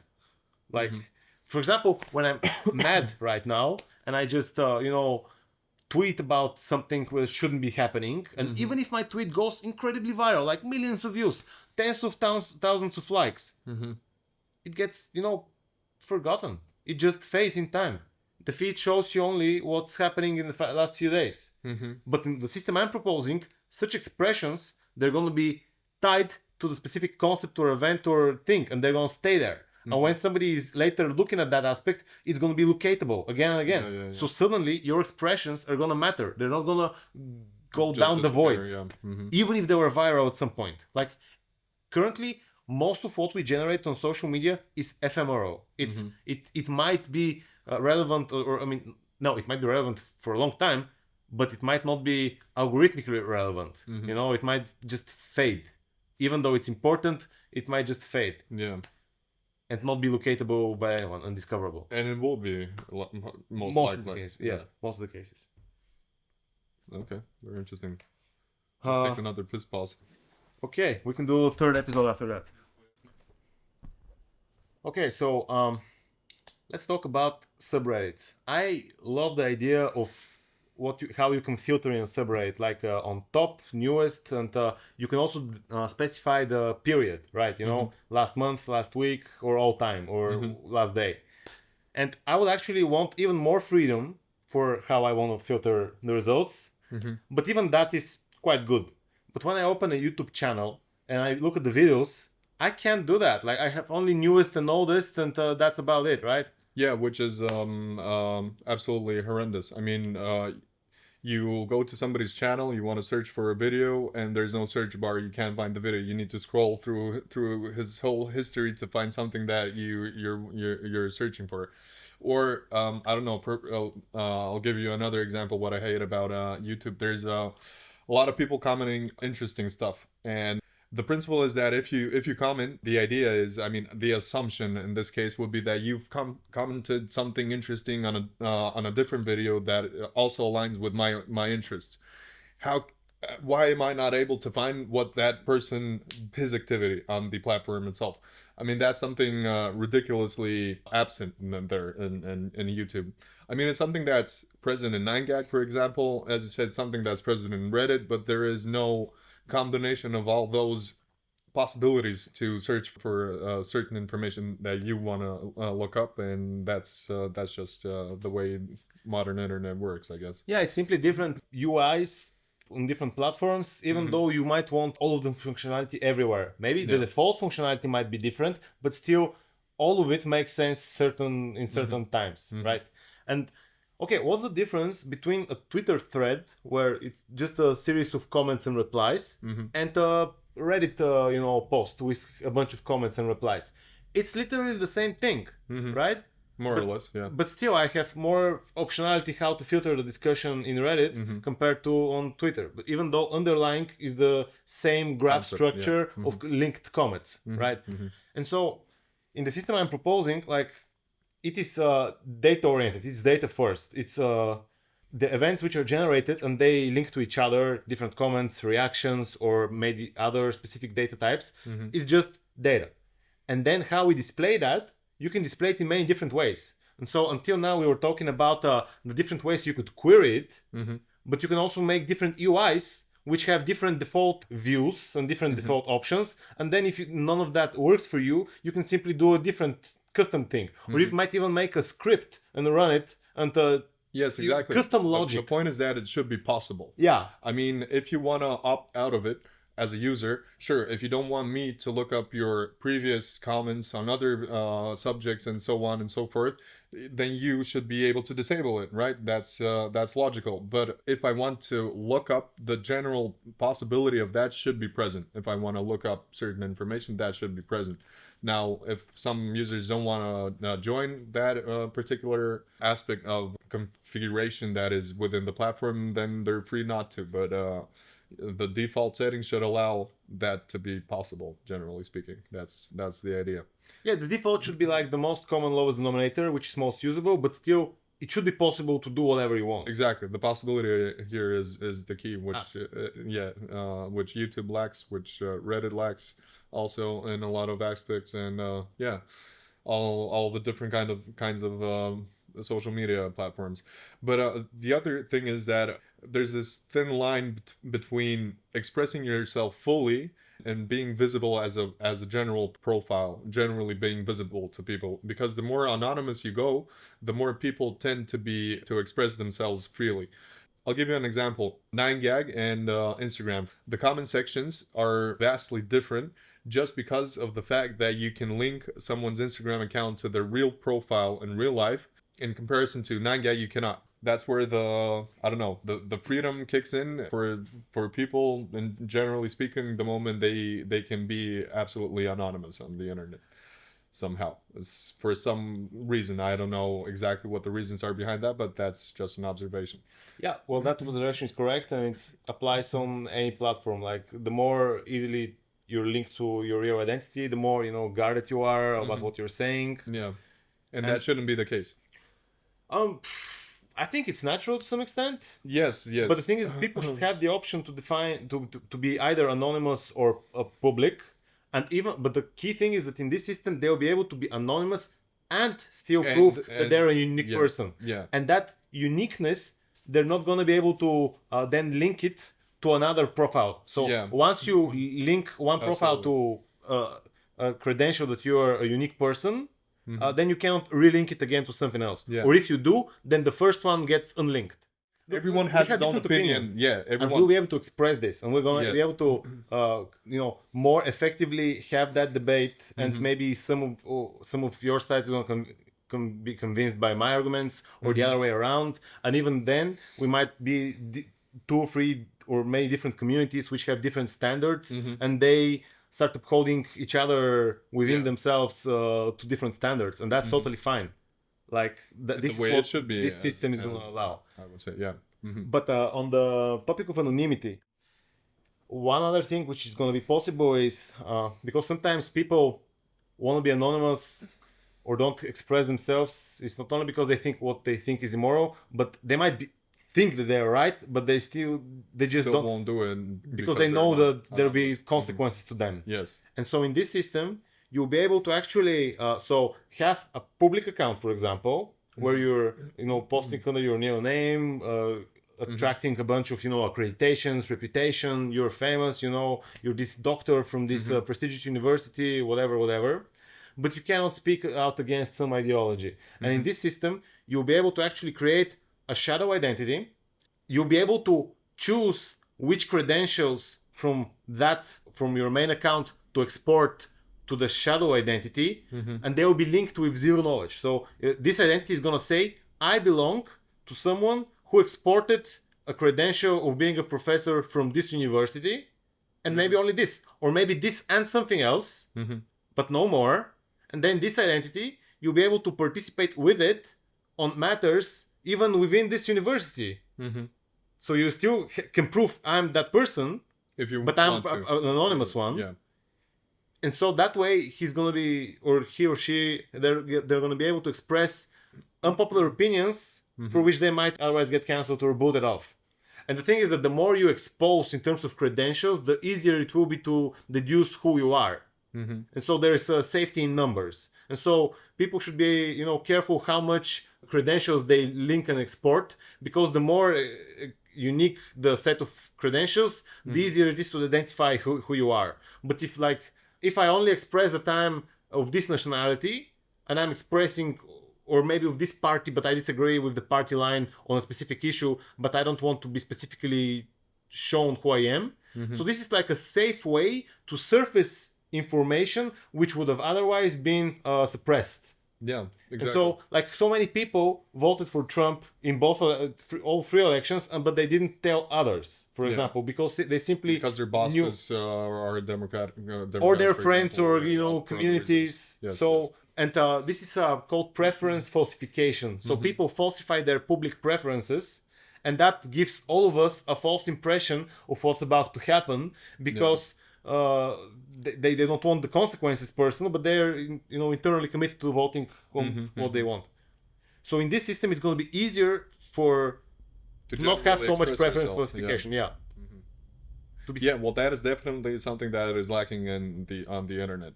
I mean, there was a time it was anonymous, absolutely anonymous, but that time is long gone, and those were the golden ages of the internet. I would say partially. There's different reasons I would back up my argument with, but the main one is that it was actually decentralized then, and is not anymore. Oh yeah, in that regard, it's absolutely centralized now. Like especially younger people, they have not seen the internet.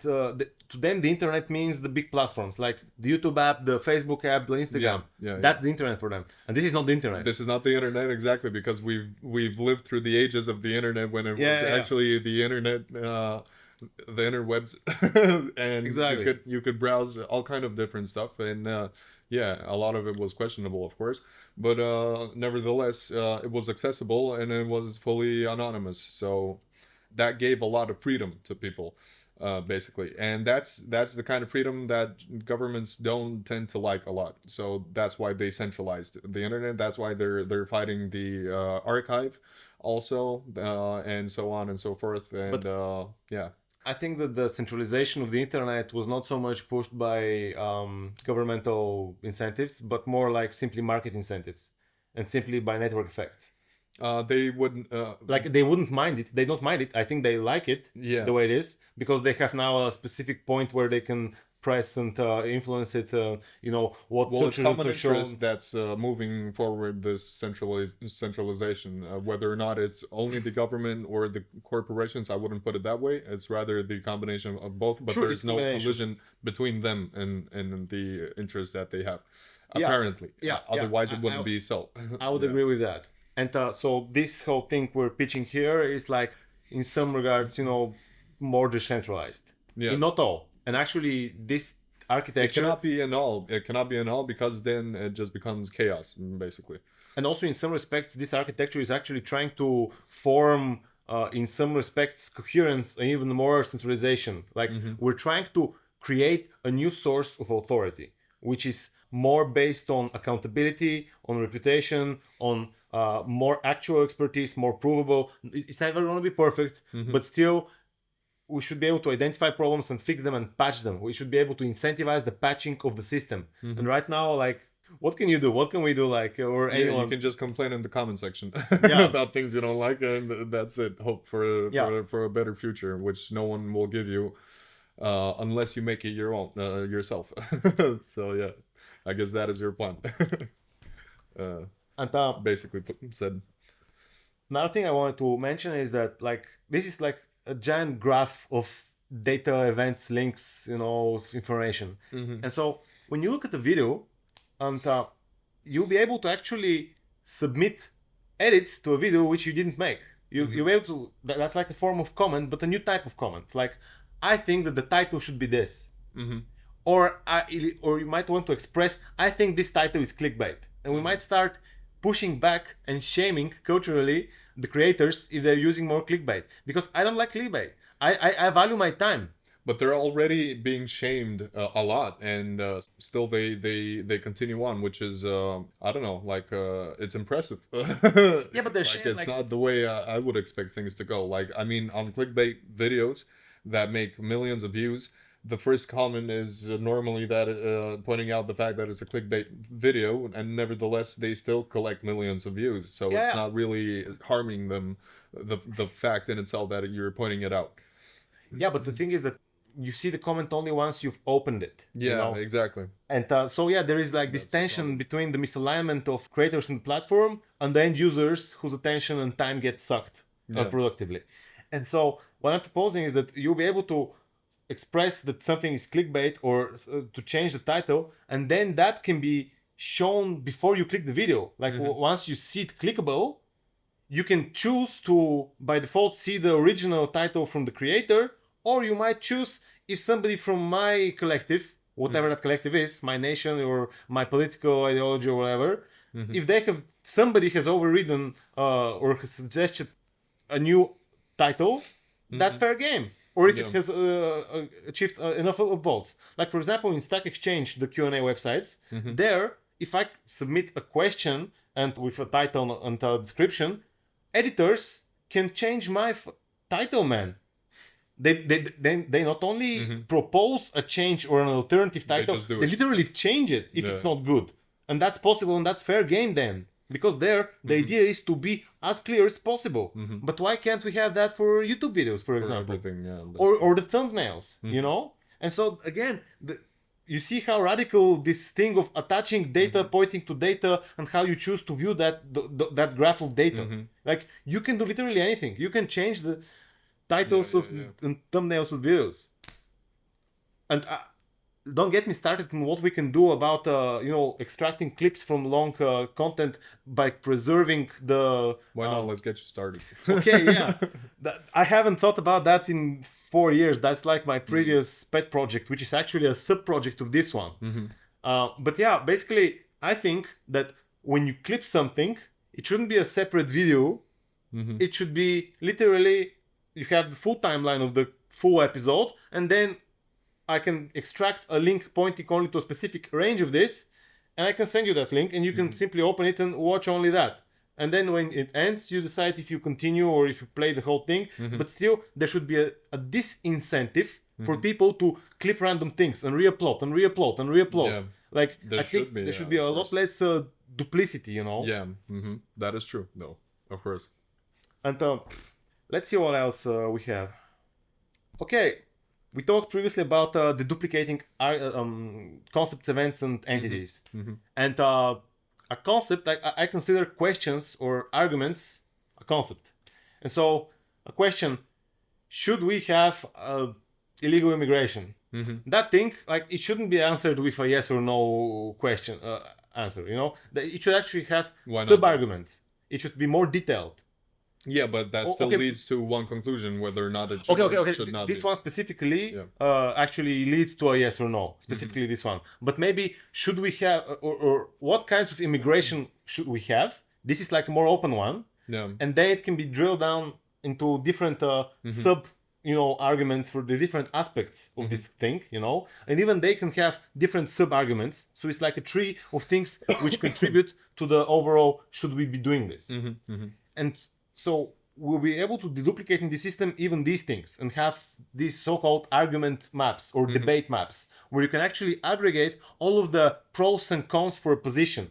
And then this thing, however we have chosen to resolve the different pros and cons and how to count the votes of the people, or maybe the experts get more say, or maybe I don't like the experts and I want less them to have, or maybe I have different perspective of what experts are, like a different social authority of credentials, right? And then whatever the rules are, we can count the votes and see how this argument gets resolved in real time. We can chart graphs, we can plot whatever we want. Then even this thing, we can see how it feeds to something else. And so one thing we should do actually is to collectively crowdsource a full causal analysis of what leads to what, and also of what is how relevant to what. Anything which affects society in some way should point somehow to society. It's affecting it, right? Then the effects, if we should be able to say if this is positive or negative, like valence, plus or minus, approach or avoid, right? And then if there's something we should be doing about it, then that can have an argument map there of what to do about it. What are the best solutions? We can structure how we interact. And there's a big problem with how different media outlets or even politicians or specific entities cover different problems. They sometimes say 3/4 of all of the arguments, but they leave out conveniently 1/4. And that's called frame control, right? They choose what to selectively leave out. And so they can mislead even with facts by leaving out other facts. Or they can even lie with false facts, right? They can come up with whatever they want. And so in this system, when you see an argument about a specific issue, you're going to be naturally seeing all of the arguments there pointed. Like you might start filtering them. Maybe some arguments haven't had enough upvotes to even get into the top 100 or top 10 of arguments. But you still have to have some selectivity. Yeah. But again, you choose where you draw the line and how you rank the different ones. As it should be. Yeah.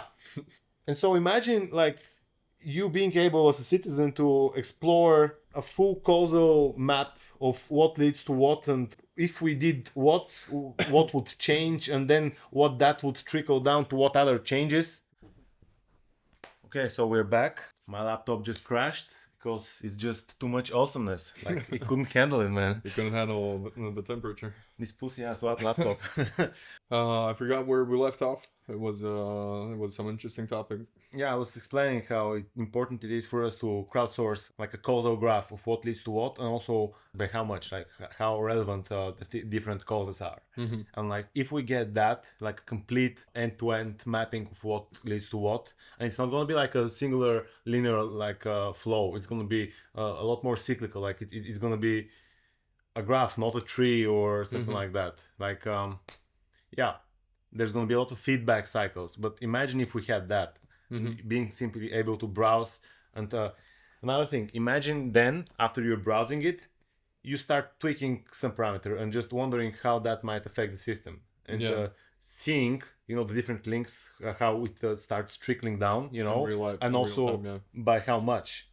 Imagine if you could like run like a parallel version of the system to experiment without having to actually adopt it. Just testing environment. Yeah. Another thing is that in this system, this graph of data, which then gets reinterpreted into a view or many different views, the indexes which get constructed from for that specific view, they can then be reused and further built upon. And so you can actually start constructing like a pipeline of data. Like you can take there is the output of some operation, of some filter or some query, and then you can pipe that output as an input to another node, which is some algorithm which does things, and it spits out another output. And then you can get that output and have it as an addressable thing into the whole graph itself. And then it can be reused until it can be built upon by other, data processing pipelines. And so imagine like everybody having access to a global node-based editor of different transformations for data, and you can see the different data sources, how they feed into it. Then you can see like maybe there are 3 or 4 data sources feeding into a node. You can inspect what that does as logic, how it transforms the data, and then what kinds of outputs it has, and then those outputs, where they go. You can completely map the flow of information in that way, and then start playing with it and tinkering with it. And actually, that's what Palantir Foundry does. So Palantir is this company which is involved a lot in government surveillance and analysis. And many people think it's the devil. Maybe it is. I'm not sure. Like they're literally. Maybe it's serving the devil. Yeah, you never know. Yeah, but the thing is that what they've done, at least technically, is like incredible. They have built the most flexible architecture for defining data pipelines for analysis, and it's so customizable. Like you can do anything. I think it's like the dream playground for any data analyst, as long as they can understand what they're doing. Yeah. Because you can even set permissions which types of data you can access depending on what your clearance is. You can rerun queries, change things, see how the result would differ if the data gets processed in a different way. It's like, I think we should have something like that, like Palantir Foundry, not Gotham. Gotham is the product which is used by governments. I'm not going to comment on that, but what it uses underneath that is Palantir Foundry, which is their commercial offering for defining data pipelines. And so something like that, but for the people. Like for public use, and developed openly, and it can be also all of this open stack. It can also be used on premises, for example, privately in a company. They might make their own little private network, but it will simply be limited because it's going to be private. Like your achievements are not going to be exportable outside. But even then, it might give very good results in terms of aligning people and coming to better, faster solutions and whatever. Well, it should. Yeah, that's where it should lead to. Yeah. What else do I want to talk about? At least we're almost done for today. Yeah, about those argument maps I was speaking earlier. We should, have all of the arguments pointing to a single thing where we can inspect them, and so no more frame control where somebody is leaving out selectively some things. Yeah. We can structure people when they're having a debate to force them to acknowledge which points they agree with from the other side. And so if somebody does not agree with not a single point from the other side, like the way the polarization works currently in the States, for example, between the two parties. Yeah. And so if we actually required, if you want your vote on this matter to count, you don't have to only express your side of the points, but you also have to concede maybe some on the others. And then it will be more apparent who are the true radicals, who cannot see beyond their tribal affiliation, and who are literally saying literally every single point on the other side is wrong. And once they're forced to say which ones they agree with on the other side, if you want their vote to count at all, they'll be forced, at least to some respect, think maybe I agree with at least some of those, Yeah, and which would make sense. I mean, there should be at least some points on which they agree. Yeah. Too, but there should also then be questions that are that they should be forced to answer. For example, a question that is, I mean, if it's a live broadcast, for example, the comment section is running wild and stuff like that. The question, for example, that raises the most upvotes or likes or whatever, debaters should be forced to address that concern or answer that particular question, because most of the interviews that handle these kind of debates, they have a prescripted list of questions that they will ask both participating parties. And subsequently, that means that they will have the time to prepare for that kind of debate, and that I wouldn't say it nullifies the result of the debate, but it's not the way It's partial, it's biased. It's biased, exactly. It's not transparent at all. Like I've watched a lot of presidential debates, and I don't know, like, yeah, sure, major questions are asked that the majority of population will want to have an answer to, but there's also a lot of things that are never asked. I mean, fundamental questions that will never be asked on platforms such as, YouTube or the mainstream media and such. So yeah, that should be also an option, I would assume. And I also think that the live part of it shouldn't be the main thing. It shouldn't be where the debate is happening. I think debate should be happening throughout multiple weeks digitally in a platform which we're structuring the rules of engagement, how they're going to happen, and also this thing that with comments from the public, it doesn't have to be only while it's happening live. It can be people should be able to submit things which they want to ask and they want answered in advance. Like, for example, when there are conferences, quarter calls, I mean, how is it called? Whatever. Q3 of some company, they're reporting their results, their earnings, right? And shareholders can submit in advance questions they want answered.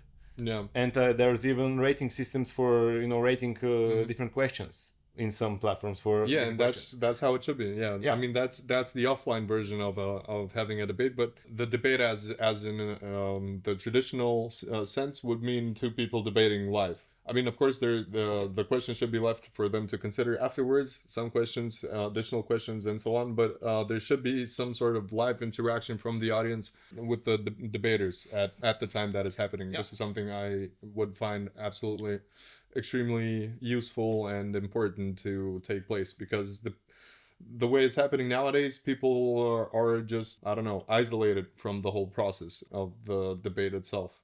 Yeah, absolutely. I agree that in live debates there should be live feedback as well, but I think that the more focus should be in things which are prepared in advance, and also that actually the main debating should be happening throughout multiple days, where they're forced to actually look at the different sub-arguments and actually have to think and see which are the facts which are being pointed, and because I mean, you cannot debate, it's just a spouting match of expressing your opinions, or actually your politicized non-real opinions. You're simply you're an actor most of the cases, right? And that would force politicians to actually back up their claims with data. And imagine they never do, as a matter of fact. So. Imagine if the ultimate outcome of debate was not who was the stronger monkey with deeper voice and less dizzy on that night for 1 hour, but like the outcome is literally what are the weights they gave to different arguments in a structured setting, and they're expressed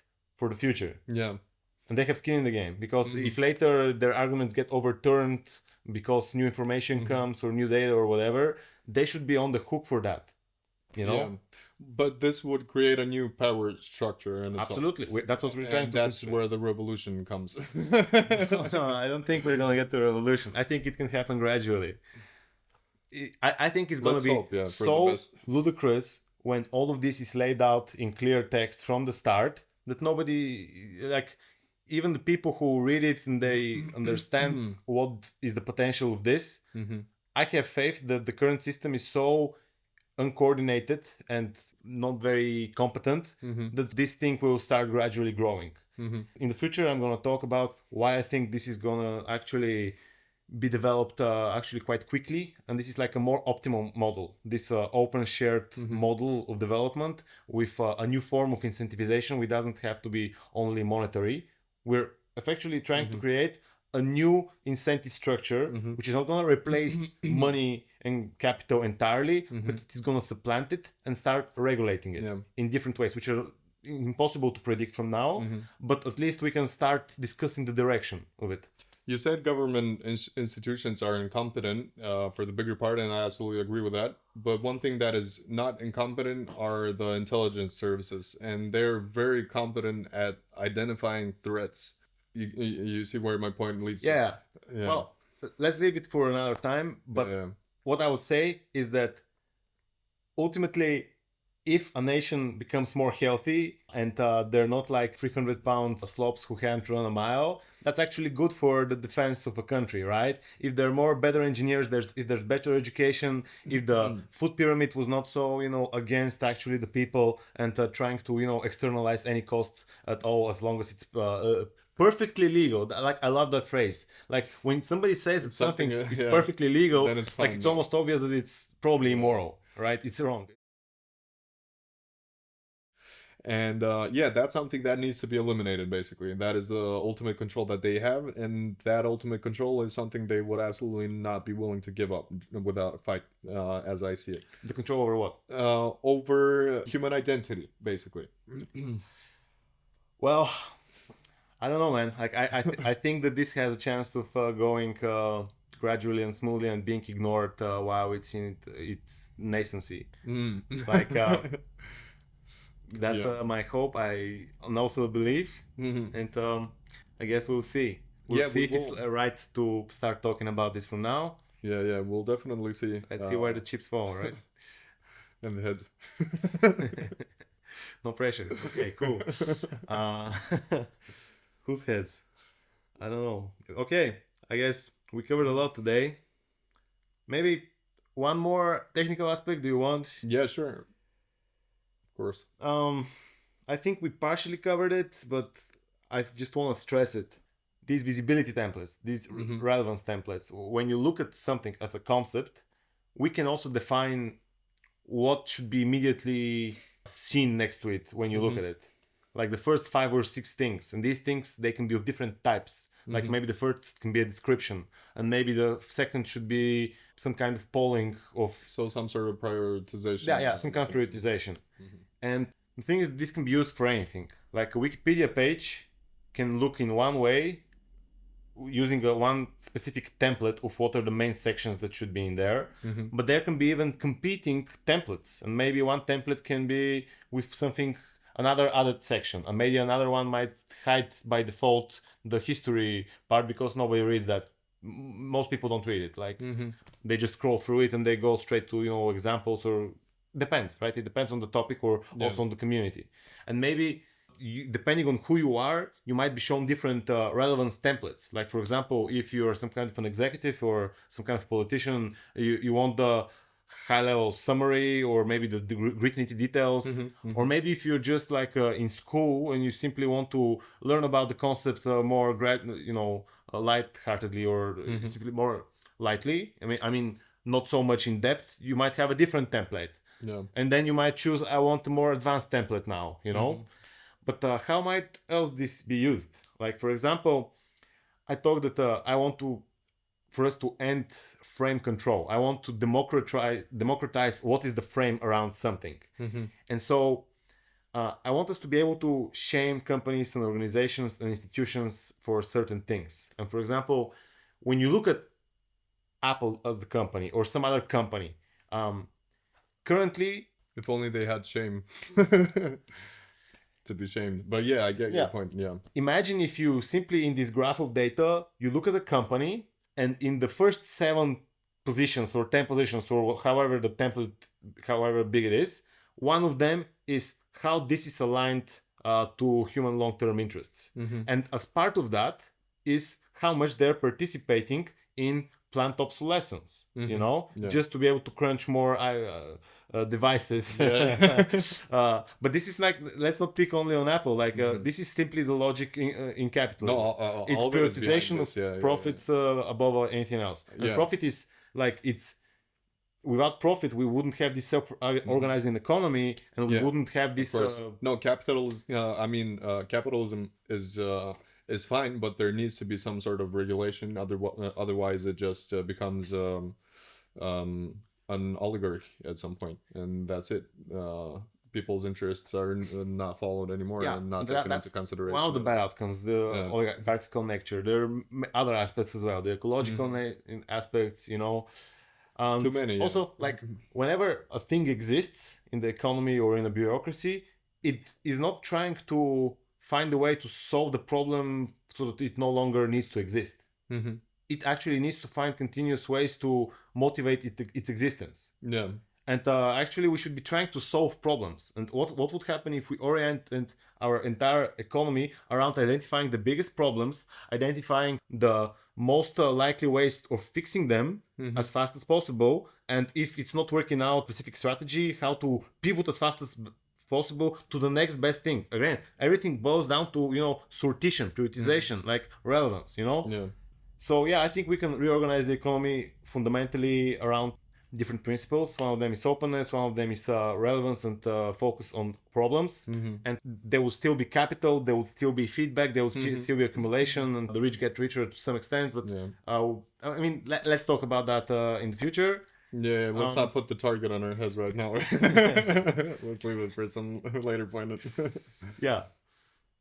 So it was nice talking to you, and see you in a few weeks for another session. It was a multiple pleasure. sessions. Yeah. Thank you.